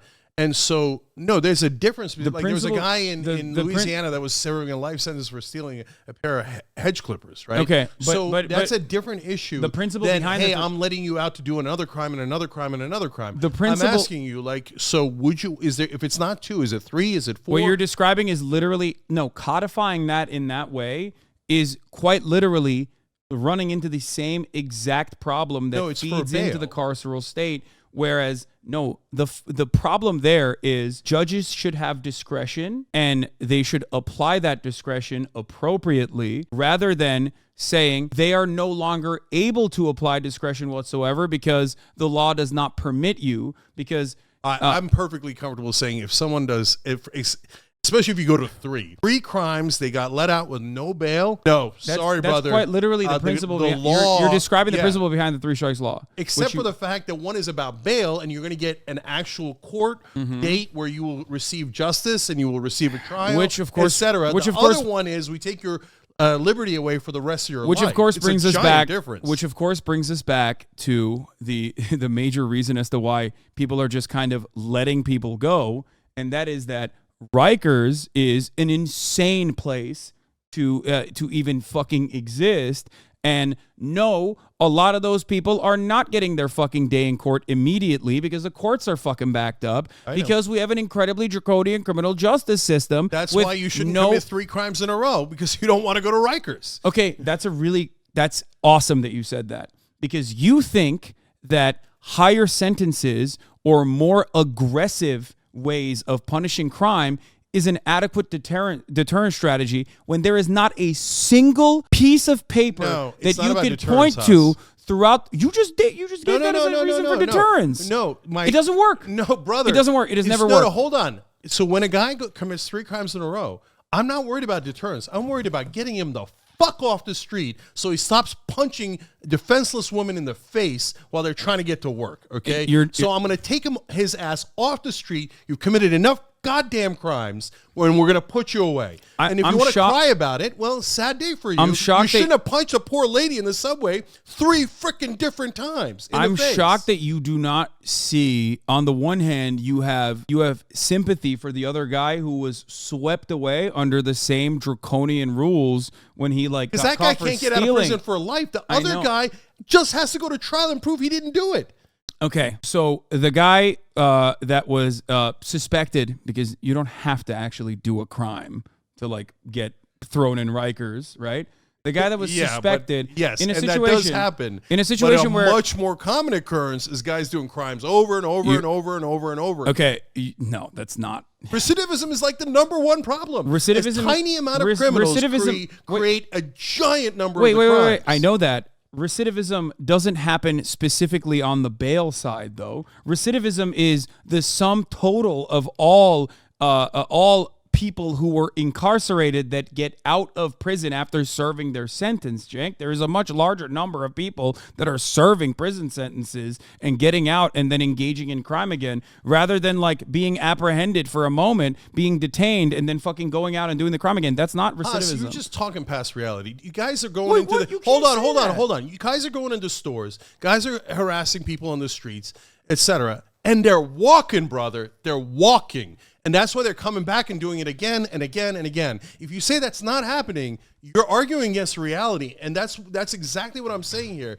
You're losing people. You're losing people who are on your side because they go, Haas, that's not reality. That's not the reality that I live in. They're locking up all the stuff in the CVS because guys keep coming in and taking it. That's another really good, see, again, all matter of... You think that it just... Everybody's making it up? CVS is making it up? Well, they're not, as a matter of fact. If you look at the actual data coming from the National Retailers Association, they literally talk about shrink, which is not necessarily simply people stealing. 36% of that, the $112 billion number that they point to in terms of total shrink, actually is external theft in the form of organized retail theft, which, by the way, isn't the overwhelming majority of external theft that's happening. It's just a fucking media fantasy. Okay, 26. No, it's not. We see with our own eyes, Haas. Dude, do you want me to describe to you what the reality is by giving you empirical evidence, or are we going to talk like you're a reactionary conservative by just talking about your fifis? This is not fifis. You're crazy, man. No. You're doing. You're literally. Oh my God, you're doing Ben Shapiro. No, brother, come on. Facts. You tell me that Philadelphia didn't happen? Are you telling me they didn't go into that goddamn store? No, of course it happened. Do you think that $112 billion of shrink is happening? 36% always happens. Okay, exactly. But now it's worse because they've added this extra layer. Is it worse? That's really interesting because according to the National Retailers Association, that fucking same number that you hear in local media, that actual study shows that shrink has not increased in comparison to former years, and it's actually trailing along at 1% increase. So all those shops in San Francisco are closed because they don't want to make money? Because they wanted to make some political point? Do you think organized retail theft is capable of stealing $112 billion? Or do you think that it's not the whole shrink, Haas? Yeah, exactly. It's literally internal theft in the same way that it has always existed. And employees stealing 26%, which, by the way, totally on board with that. Keep doing that. Don't do that. Okay. Don't do that. Not only that, but also there's inventory mismanagement, things that are damaged in the process. That's a part of shrink as well. Always. Shrink across the board has not increased in a dramatic way, Haas, according to the national. Why are they closing down the stores? Because they real estate. Because you can't make money. That's insane. They can't make money because of real estate, Cenk. They can't make money because brick and mortar has no basis anymore. There's no way to make money with a fucking Walgreens. No, that's a much larger factor. It's insane to say that 3 fucking teenagers or 100 teenagers even are a gang of roving teenagers are able to literally take down the entire retailers in neighborhoods. That's crazy. You know why shrink is actually increased? Self-checkout. That's why shrink is actually increased, because you know what contributes to shrink? That $112 billion number. You know what actually increases that? You and everyone else that goes into a fucking Wawa and steals the Skittles. What do you think is happening more frequently? Roving gangs of people that are able to steal billions of dollars of merchandise, or a sum total of every fucking American doing the same goddamn thing without even thinking about it when they just go into a Wawa and yoink a Skittles at 2 a.m. when they're high as fuck? That's what is actually the shrink. But Haas, I'm not denying any of the factors that you mentioned. Those are all real factors. but you're denying the one factor that everyone can see with their eyes. So are you saying, my God. so what should we do with those guys who break into those places? Okay. Shouldn't we put them in prison right away and make sure? Do I think that police should stop robberies? Yes, I do. Thank you. That is insane. No, that's not a few moment, because the reality that you are dealing with is not what is actually happening, and it saddens me to see you go along with mainstream media narratives that are inherently reactionary. It's not, Haas, you're not living in reality. So, Brother, okay, how am I not living? I just gave you empirical evidence. You gave me, look around, that is the reality. How is that not any different than what Ben Haas, Shapiro does? First of all, we all see that they walk into the stores, they take the stuff. We all see that the stuff gets locked up. We all see the stores closing down. Not only that, we all experience it. So finally, can I just get to the anecdote that I was talking about? Because it's instructive, not because it improves definitively anything, but it's instructive for the point I'm trying to make, okay? Which is partly agrees with some of the things that you have said, okay? So we got a guy in the neighborhood. He's carrying around this metal pipe, and he's sharpened the edge, and it looks like a frickin' spear. There, by the way, there was another lady with a machete, and these are real stories. You can catch feelings over, but they're absolutely real. And by the way, the lady with the machete, nobody did anything about her because the cops say, "Oh no, we don't see the machete," and that's the cops not doing their job, right? I agree. Yeah. But at the same time, they go, "We take her in. She comes right back out." Okay, so at some point, she finally grabbed a mom and a kid. So finally, they took her away. She comes back 48 hours later. Okay, fine. But now, the guy with the spear is yelling the N-word 24/7 on the corner of the block. So I have a biracial neighbor. She comes out, and he sees her, and he starts calling her the N-word, and he's got a goddamn weapon, right? And then cops come out, eventually, begrudgingly, right? And the cops say, "No, we're not going to do it." He puts away the spear. The other lady takes it away. And the cops go, "No, we're not going to do anything about it." And they say, "Why?" My neighbor asks, "Why? Two reasons. One, we bring them in, and they get released. You want me to bring them in? He's going to be back out here in a couple of hours. Okay? Earlier, you said you don't believe cops, and now you're saying you believe cops. Let me finish the story. And then as they're leaving, they then say, "No, if you care about this, you should care about how you vote." So that's the cops saying, "I'm not going to do my goddamn job unless you vote Republican, unless you can let me kick people's ass for a living. I don't like solving crime.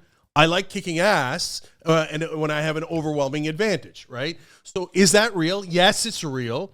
But it is also real, Haas, that when they bring them in, they let them out. And so what happened with the lady with the machete? She's back out in 48 hours. Thank you for bringing this up, because it made me more angry at the cops.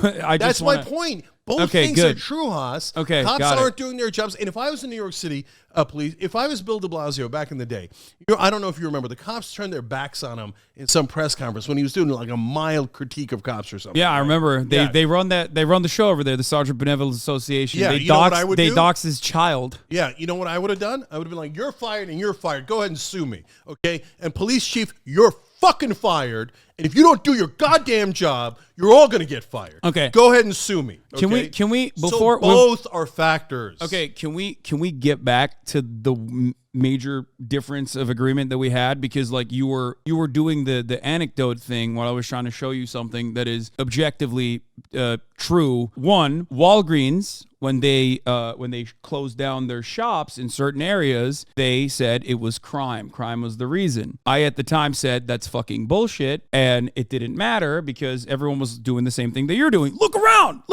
Crime is happening everywhere. Except Walgreens now openly states a year after the fact, "Oh yeah, I guess the CFO came out and said, the chief financial officer said, that maybe we cried too much last year over theft." The question at this point is, why did they do that? I know why they did that. Do you have an idea of why they said crime was the reason why they were closing their shops? So look, you're taking Walgreens as one example, and there's a lot of different companies that react in different ways, and there are a number of factors. So if Walgreens admits that they overstated the crime, there was a real reason why they closed their shops. I agree. So in that case, one of the other factors was probably larger, right? Yeah. So what is the reason? The point you make about so what do you think it was? The point you make about real estate is actually a perfectly good point. So you think it was Amazon? Is also one of the factors. Okay. So you think it was like same day delivery, Amazon, e-commerce dominating? That's complicated too, because that's a contributing factor. But COVID made a giant difference because people were not actually physically going into the stores. True. So that's good. So you recognize all of that. Okay.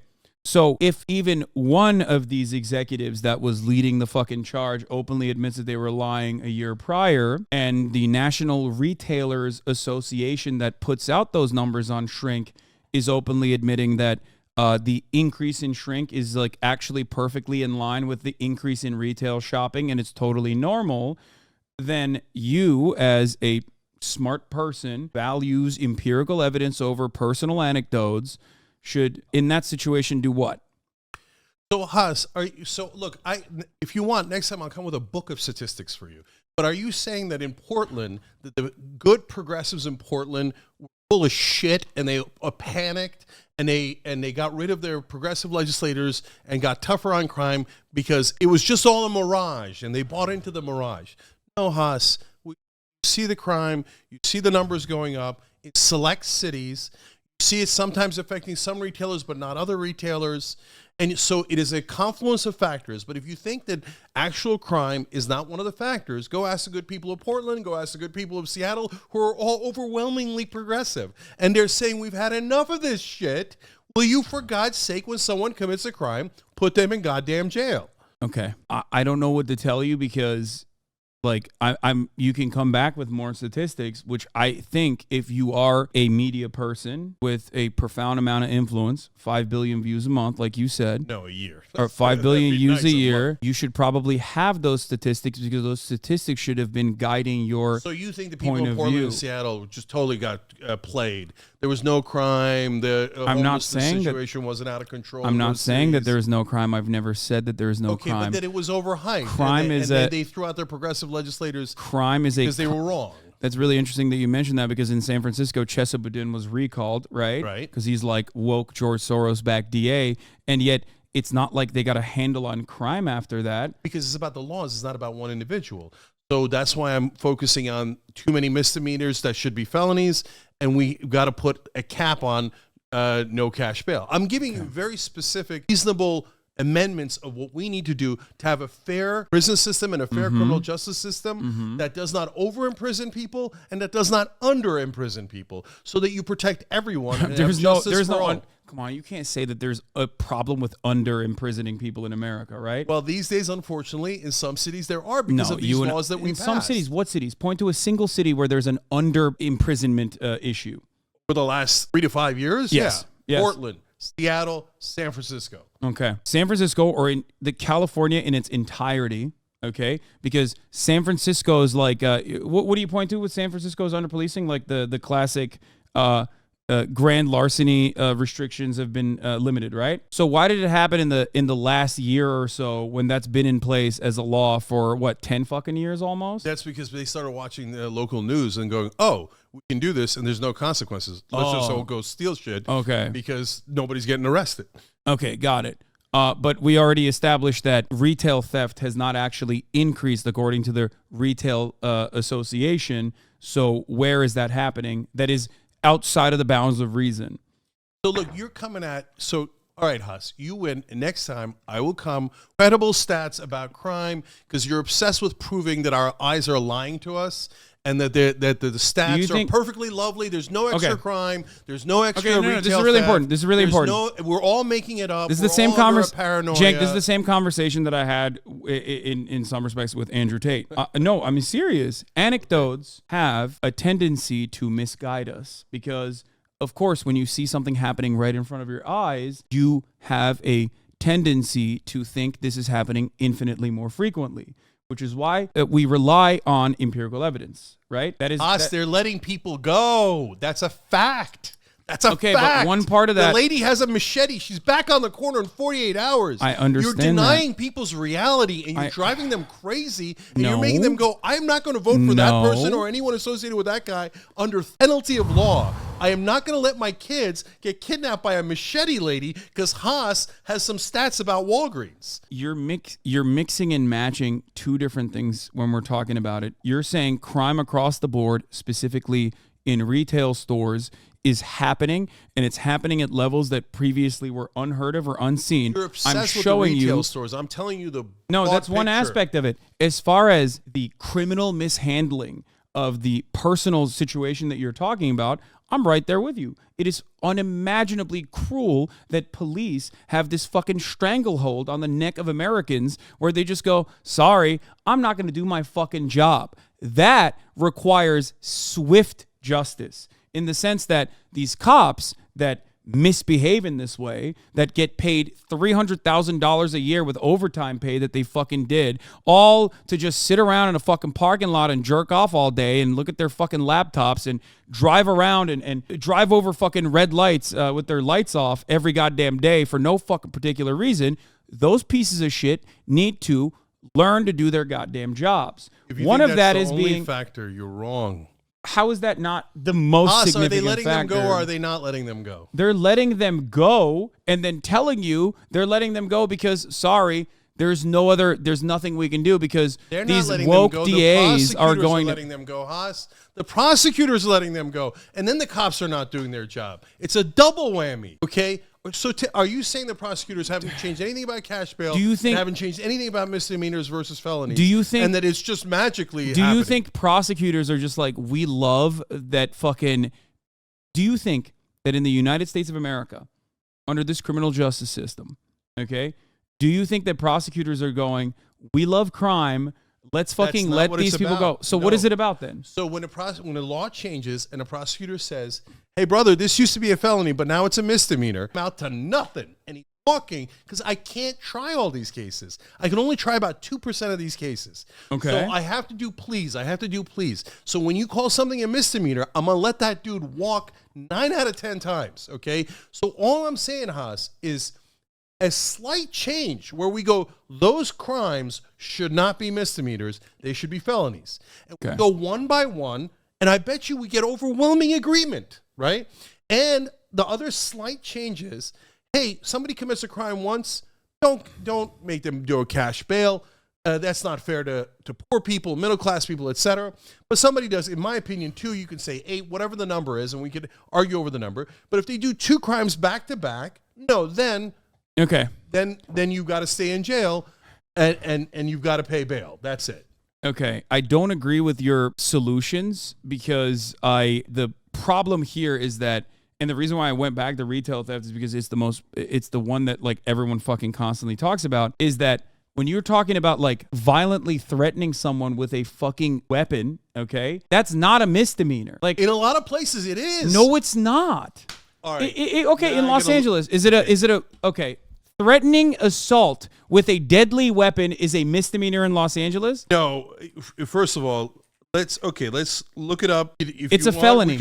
It's a felony. No, dude, you just took the most extreme example. What do you mean? You're like attempted murder. Is that a misdemeanor? Wait, no, I did not use attempted murder. I used the anecdote that you brought up. You said making criminal threats or threatening to assault someone with a deadly weapon is lowered to a misdemeanor. It's your example. I didn't bring that up. You brought it up, and I'm fact-checking it. I don't know why that machete lady was let out. Okay, so I wasn't there in her court trial.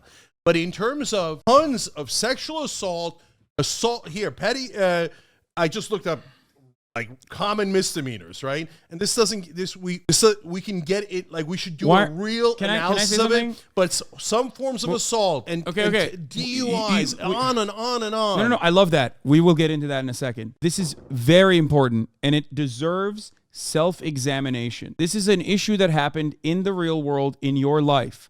This is something that you have used in your commentary. Should you, in your opinion, at least do the due diligence and have checked to see if it was a misdemeanor or a felony when it's an example that you've used before last time you were here? Since between last time you were here and now, do you think that you should have 2 weeks ago? Oh, okay. You were then you were talking about a separate issue. Okay, I'm going to read you misdemeanors in California: assault, battery, indecent exposure, shoplifting, domestic battery, trespassing, receiving stolen property. Trespassing. Okay.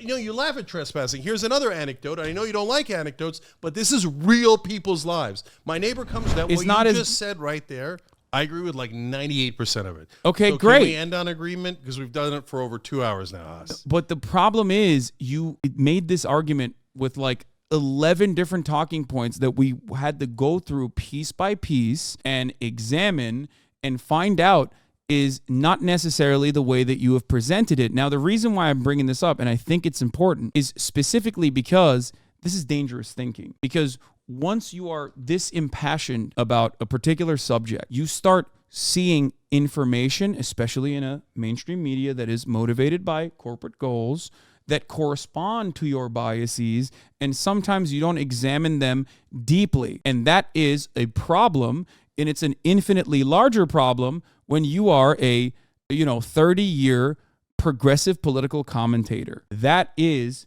an issue that I do have. I'm gonna be honest with you, I don't think you're looking at this stuff objectively because you see crime or you see manifestations of crime, and I think that is causing you to grab on to whatever right-wing framing that... It's not right-wing framing. I mean, how much more nuance could I have been?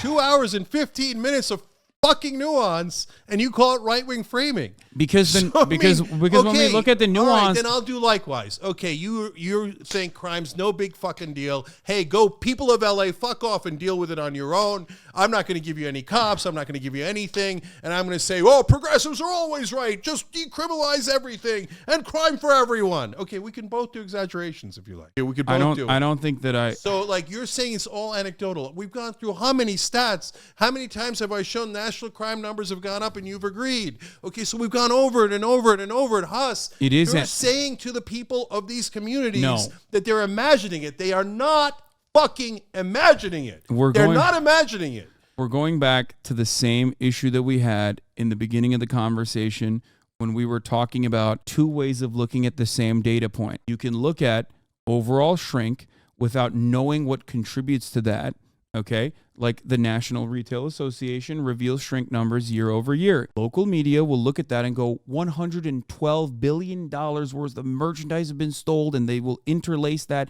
into footage. I'm not local media. I get proper context. Hold on. They will interlace that with footage of black teenagers stealing Gucci purses or whatever the fuck to drive home a narrative, right? But when you look at the actual data in and of itself, you realize that the reality is not that retail theft has gotten completely out of control. As a matter of fact, it's only increased by around 1%. Overall shrink is increased by around 1%. And that is completely an understandable increase that is adjusted with overall retail increasing, not just crime, but retail increasing.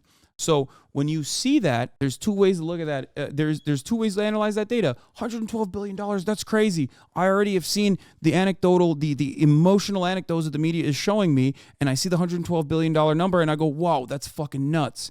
Okay, I start developing this idea that it is rampant and out of control. So what do I do in that situation?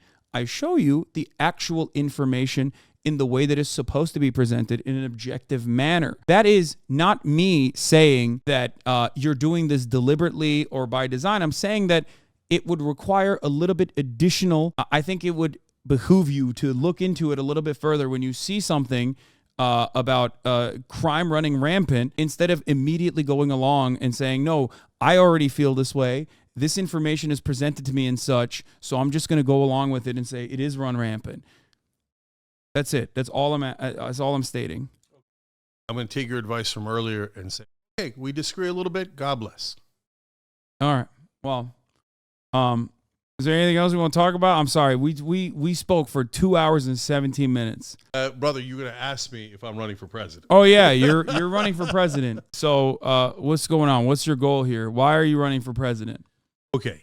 First of all, it's not official. I've got to get a staff together. When it's 100% for sure, obviously I'll let you guys know it's 100%. But the reason why I'm very seriously considering it, leaning in that direction, is because I think there's about a 90% chance that Joe Biden's going to lose. Point one is, unlike Democrats in D.C., I actually think democracy's on the line. I actually think Trump is a fascist. And I think that the country's going to have a very tough time recovering if Trump wins the election again. But the Democrats say, yes, well, on the other hand, we have to bow down to authority, and Joe Biden is the authority figure, so we must all obey him.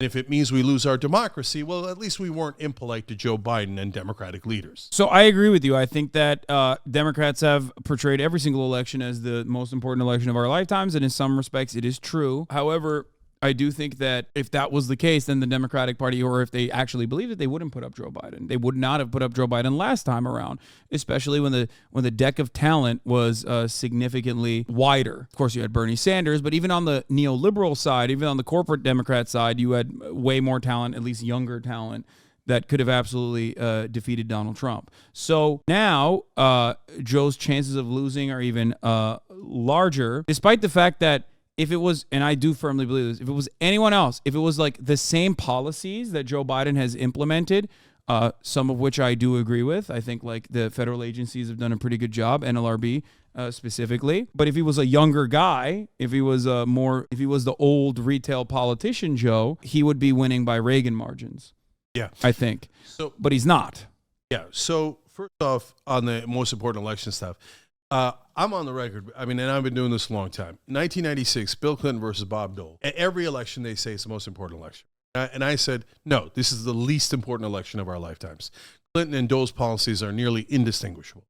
And in 2012, and this will make some heads explode, Mitt Romney versus Barack Obama, a very unimportant election. So Barack Obama winning the first time around, very important. Second time around, sure, I voted for Obama. Of course, Obama is better than Romney. But, I mean, Obamacare was previously called Romney Care. Literally the same policy, right? They're both, one's a corporate Democrat, the other one's a corporate Republican. Yeah, there's issues around the margins, but overall, not earth-shattering. Mitt Romney would have done things that were very similar to Barack Obama, right? So now, this is earth-shattering. Donald Trump tried a coup. He has a fake elector scheme, and he wanted to, we start the riot, we delay the vote, and then we kick it back to the states. The state Republican legislators install the fake electors. The House votes for Trump, lead the coup. I'm not letting that frickin' fascist back into office. He's never going to let go. He doesn't believe in democracy. He doesn't believe in America. Democrats think, generally speaking, Democratic Party leadership thinks, yeah, but Bernie Sanders is worse because we're all corrupt and we all want to make tons and tons of money. At least Donald Trump still is corrupt, just like us, and he'll lower corporate taxes. All of us, our lobbyists will, party in the streets, etc. So they're not taking it seriously when they need to take it fucking seriously. Things are going to change drastically in this country if Trump wins. Is Biden going to lose? Well, when Biden won in 2020, won by only 44,000 votes in the Electoral College in 3 swing states. So razor-thin margin. At that time, he was polling at 52%. Right now, he's polling at 39%. That is 13 points lower. Why in the world would we go into an election with a guy polling 13 points lower than when he barely beat Trump in the first place? And now the Democrats have to win by 5, the popular vote, to win the Electoral College. Joe Biden won by 4.5. Barely squeaked by. You got to get to 5 to be even close to comfortable, right? Yeah. Joe Biden now losing by 1.2 points in the average of the polls, okay? So that means he's down by at least 6 to Donald Trump. No one should be down to Donald Trump. Donald Trump is incredibly unpopular. 55% of the country despises Donald Trump. And if you're losing to Donald Trump, you suck at politics. I don't mean the Republicans. I get it. In a Republican primary, he's very popular. But in a general election, a Democrat should be mauling Donald Trump. But they do suck. I agree. So now, my thing... So what is your impact going to be? So my impact is, for God's sake, get Biden out of the goddamn race. So there's a couple of different scenarios here. Number one, if somehow I get to 20, and remember, RFK Jr. got to near 20, okay? So it's not at all 16, impossible. Which is crazy. Right.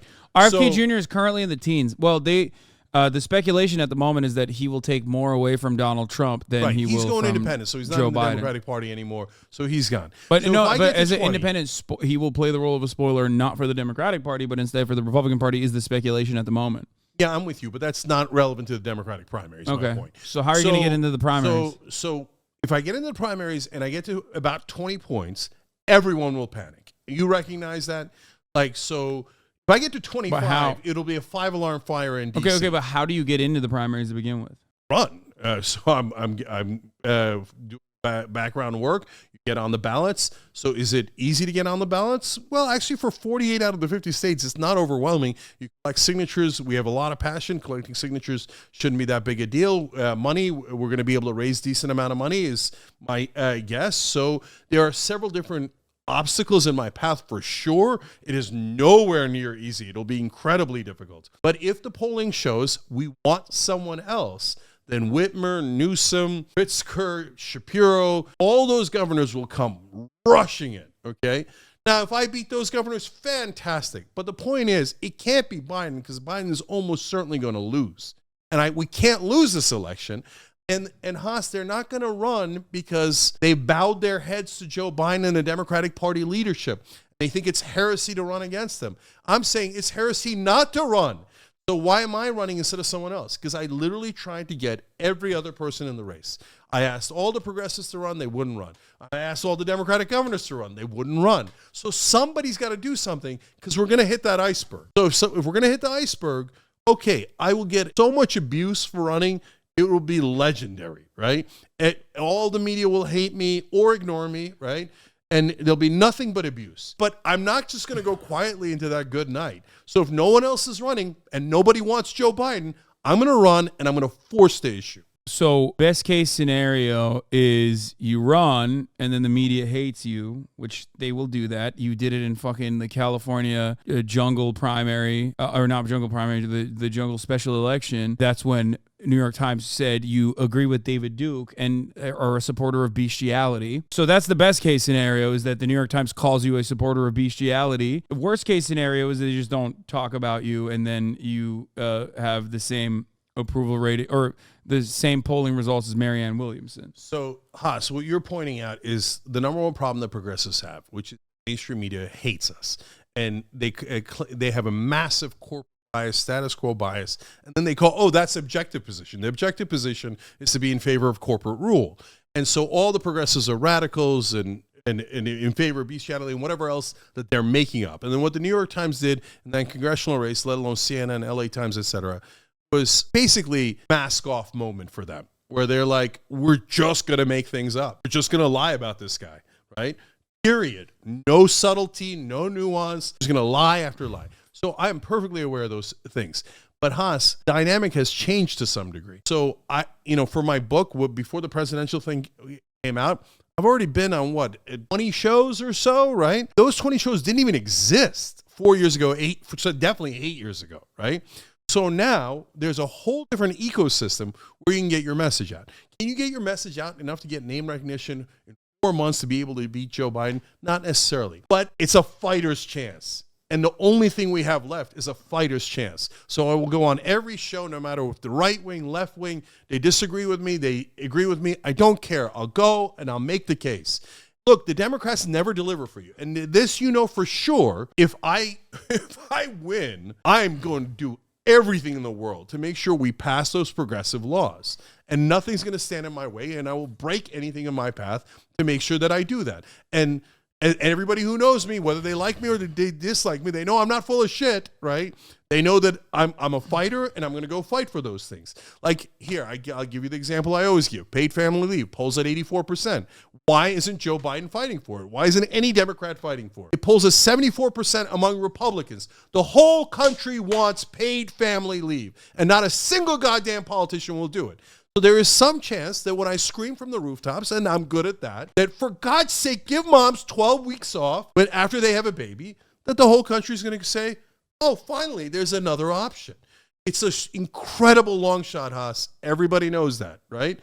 But I'm going to give them an option because no one else will. And by the way, every politician on the Democratic side who didn't run should be deeply embarrassed that they bowed their heads to a wounded antelope because they now think the Democratic Party is about authoritarian rule. I don't agree. I don't obey. And I'm going to go in. If I go in, and I'm going to fight like hell. I just realized that the worst double whammy is the worst case scenario is that you get like 10% and no one joins the race. And then Biden inevitably loses, not because of you, but because he's Biden and old. And then the media will Jill Stein you permanently, despite the fact that your impact was not even marginal in that situation. No, of course. Yeah, that's it. The minute, look, why is everybody scared to run? Because the goons in mainstream media will blame you for the loss when it was their candidate who lost. I've already lived this. They did it with Hillary Clinton. So Hillary Clinton was an awful candidate. People don't want the establishment. They try to force the establishment down people's throats. And then when Bernie ran to give them an alternative, and he would have won, and the polling indicates that very clearly, they said, oh, it was Bernie's fault. It wasn't our beloved Hillary Clinton. She was spotless. It was the Russians. It was Bernie. So is the mainstream media going to do that? Of course they are. They can come kiss my ass. So, and I'm going to fight them now. I'm going to fight them again, and we're going to win. Because they're going to capsize, and we get larger every single day. So if I'm worried about what the mainstream media is going to say, of course I'd never run. Nobody would ever run, and that's why nobody else is running. Well, you know what? Rest of the Democrats, either gather up some fucking balls and get in the race, or get out of my way. All right. Well, good luck to you on that endeavor. Godspeed, brother. Goddamn right. So if I finish up and I get the staff and I go in, come back, I'll tell you the website. And then let's see what we can do. And by the way, and people might say, hey, you know what, Cenk? We don't believe you. We think Biden's going to win. We think Biden's lovely. So when you run, we're not going to give you any money. We're not going to support you. We're not going to volunteer for you. No, Biden. Okay, that's what they wanted. There's nothing I could do about that, okay? But my guess is a lot of people will go, well, at least the brother's trying, right? And so no, they won't. They won't. People are cynical. They're not. No, people are cynical. They're motivated by propaganda. Anyway, we'll see what happens. But like I said last time, you did this in California. I know what the difference is. What? So in California, I got annihilated, right? So yeah, you got 5-6%. Yeah, well, I got no plea. By the time they got to 76% of the vote counted, they still haven't finished counting. I got all the way up to 6.6%. Yeah, you got 6.6%. So I got annihilated, right? So why? Oh, you ran for a lower seat and did worse. Why in the world would you do better in the presidential race? There's a very clear reason why. Because almost all of it, and this is what I learned from that race, actually, even having more money doesn't make a difference. More ads doesn't make a difference. There's a lot of things that don't make a difference. Only one thing that drives elections, and that's media.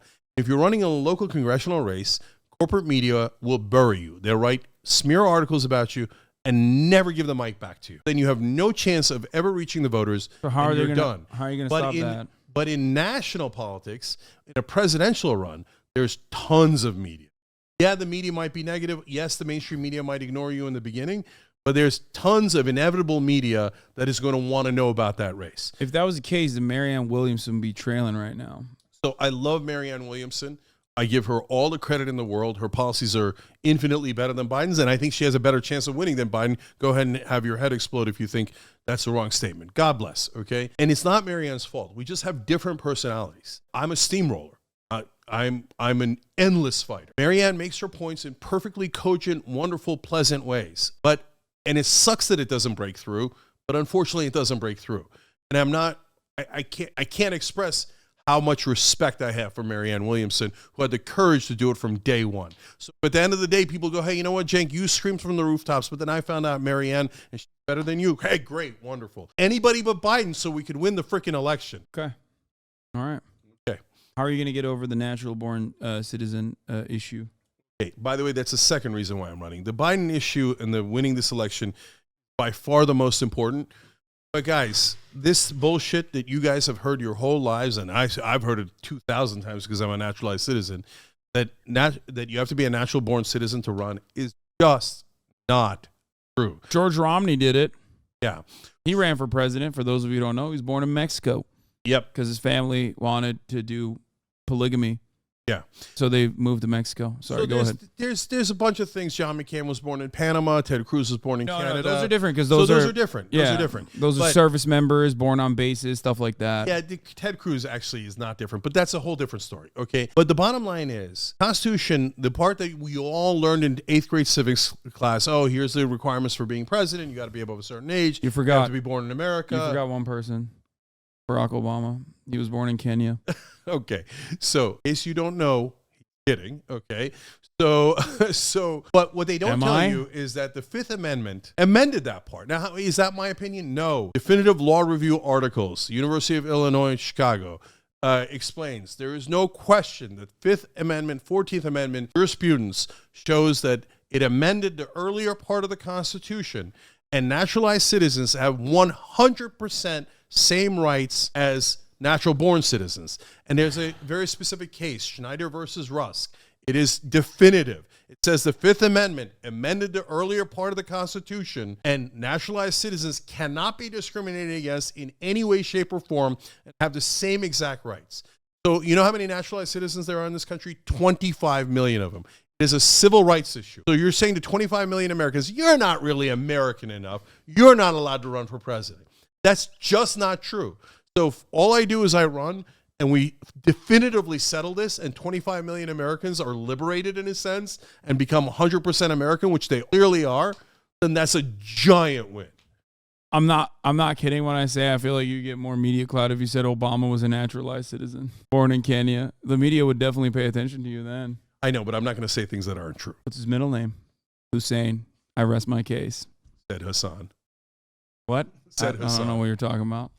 Nas. Who's that guy? Look, first of all, you know the natural born citizen stuff is garbage on an issue in terms of morality, in terms of... No, I agree with you. I mean, yeah, if we're being serious, yes, I agree. I think that naturalized citizens should be able to run for president. I do. It's just that America is a reactionary white supremacist nation built on those fundamentals. Elected Barack Hussein Obama and had him at an 83% approval. Yeah, that was Barack Hussein Obama, who was incredibly charismatic and ran against a historically, notoriously bad candidate who was so bad that America, or at least the Democratic Party, almost elected a socialist in 2016. But, you know, there's differences there. But, yeah, okay. Yeah, Barack Obama was incredibly charismatic. God bless. But what that showed was, 83% of the country is cool with a guy named Barack Hussein Obama, biracial, and, you know, an African-American. So people ignore that, but that's reality.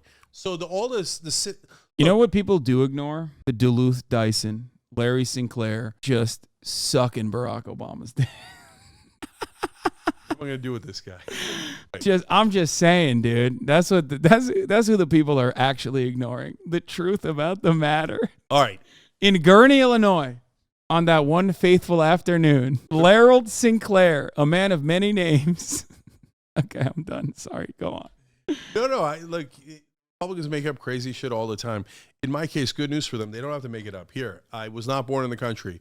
Look up Schneider v. Rusk. Look up the law review articles. There's no question we can definitely run for president. So if all I do is break that mythology and 25 million people don't hear 2,000 times over in their lives, hey, you can't run for president, right? Mm-hmm. Then I'll have done some service to the country. I'm so cooked. Anyway, whatever. We'll see. There's going to be fucking Oppo research if you do actually reach like critical mass and legitimately constitute a threat to Brandon. Oh my God. It's going to be fucking unbearable. But, it'll be fine, I think. No, it'll be unbearable. And everybody knows that, look, normal corporate politicians run, I'm serving the country. No, you're not. You're serving yourself. Get rich and famous, and you want to have power and status, right? In my case, everybody knows I'm going to get nuked. Media and the Democratic Party, let alone the Republican Party. Not just you, your family as well. Yeah, and that's why good people don't run. Because the bad guys say, we're going to nuke you. We're going to be super unfair. I mean, last time you mentioned a bunch of examples of the New York Times, and they had to admit that they lied about David Duke, and that I actually kicked his ass in that interview and called him an anti-Semite bigot, and they were goddamn liars pretending that I agreed with him when it was the exact opposite. But another part of that story was they called me anti-Muslim and never clarified that I'm born Muslim. My background's Muslim. I'm an atheist now, but you don't think that's a relevant fact? Oh yeah, will the New York Times lie about me? Of course they're going to lie about me. Will CNN lie? Of course. MSNBC will be by far my biggest opponent, right?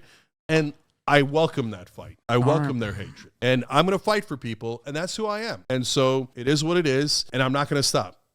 So, look, man, you're a cynic, and so I know you don't love this kind of talk. I don't. Yeah, I mean, if you don't like that, I started Operation Hope at TYT. I believe in hope, and I believe in being relentless.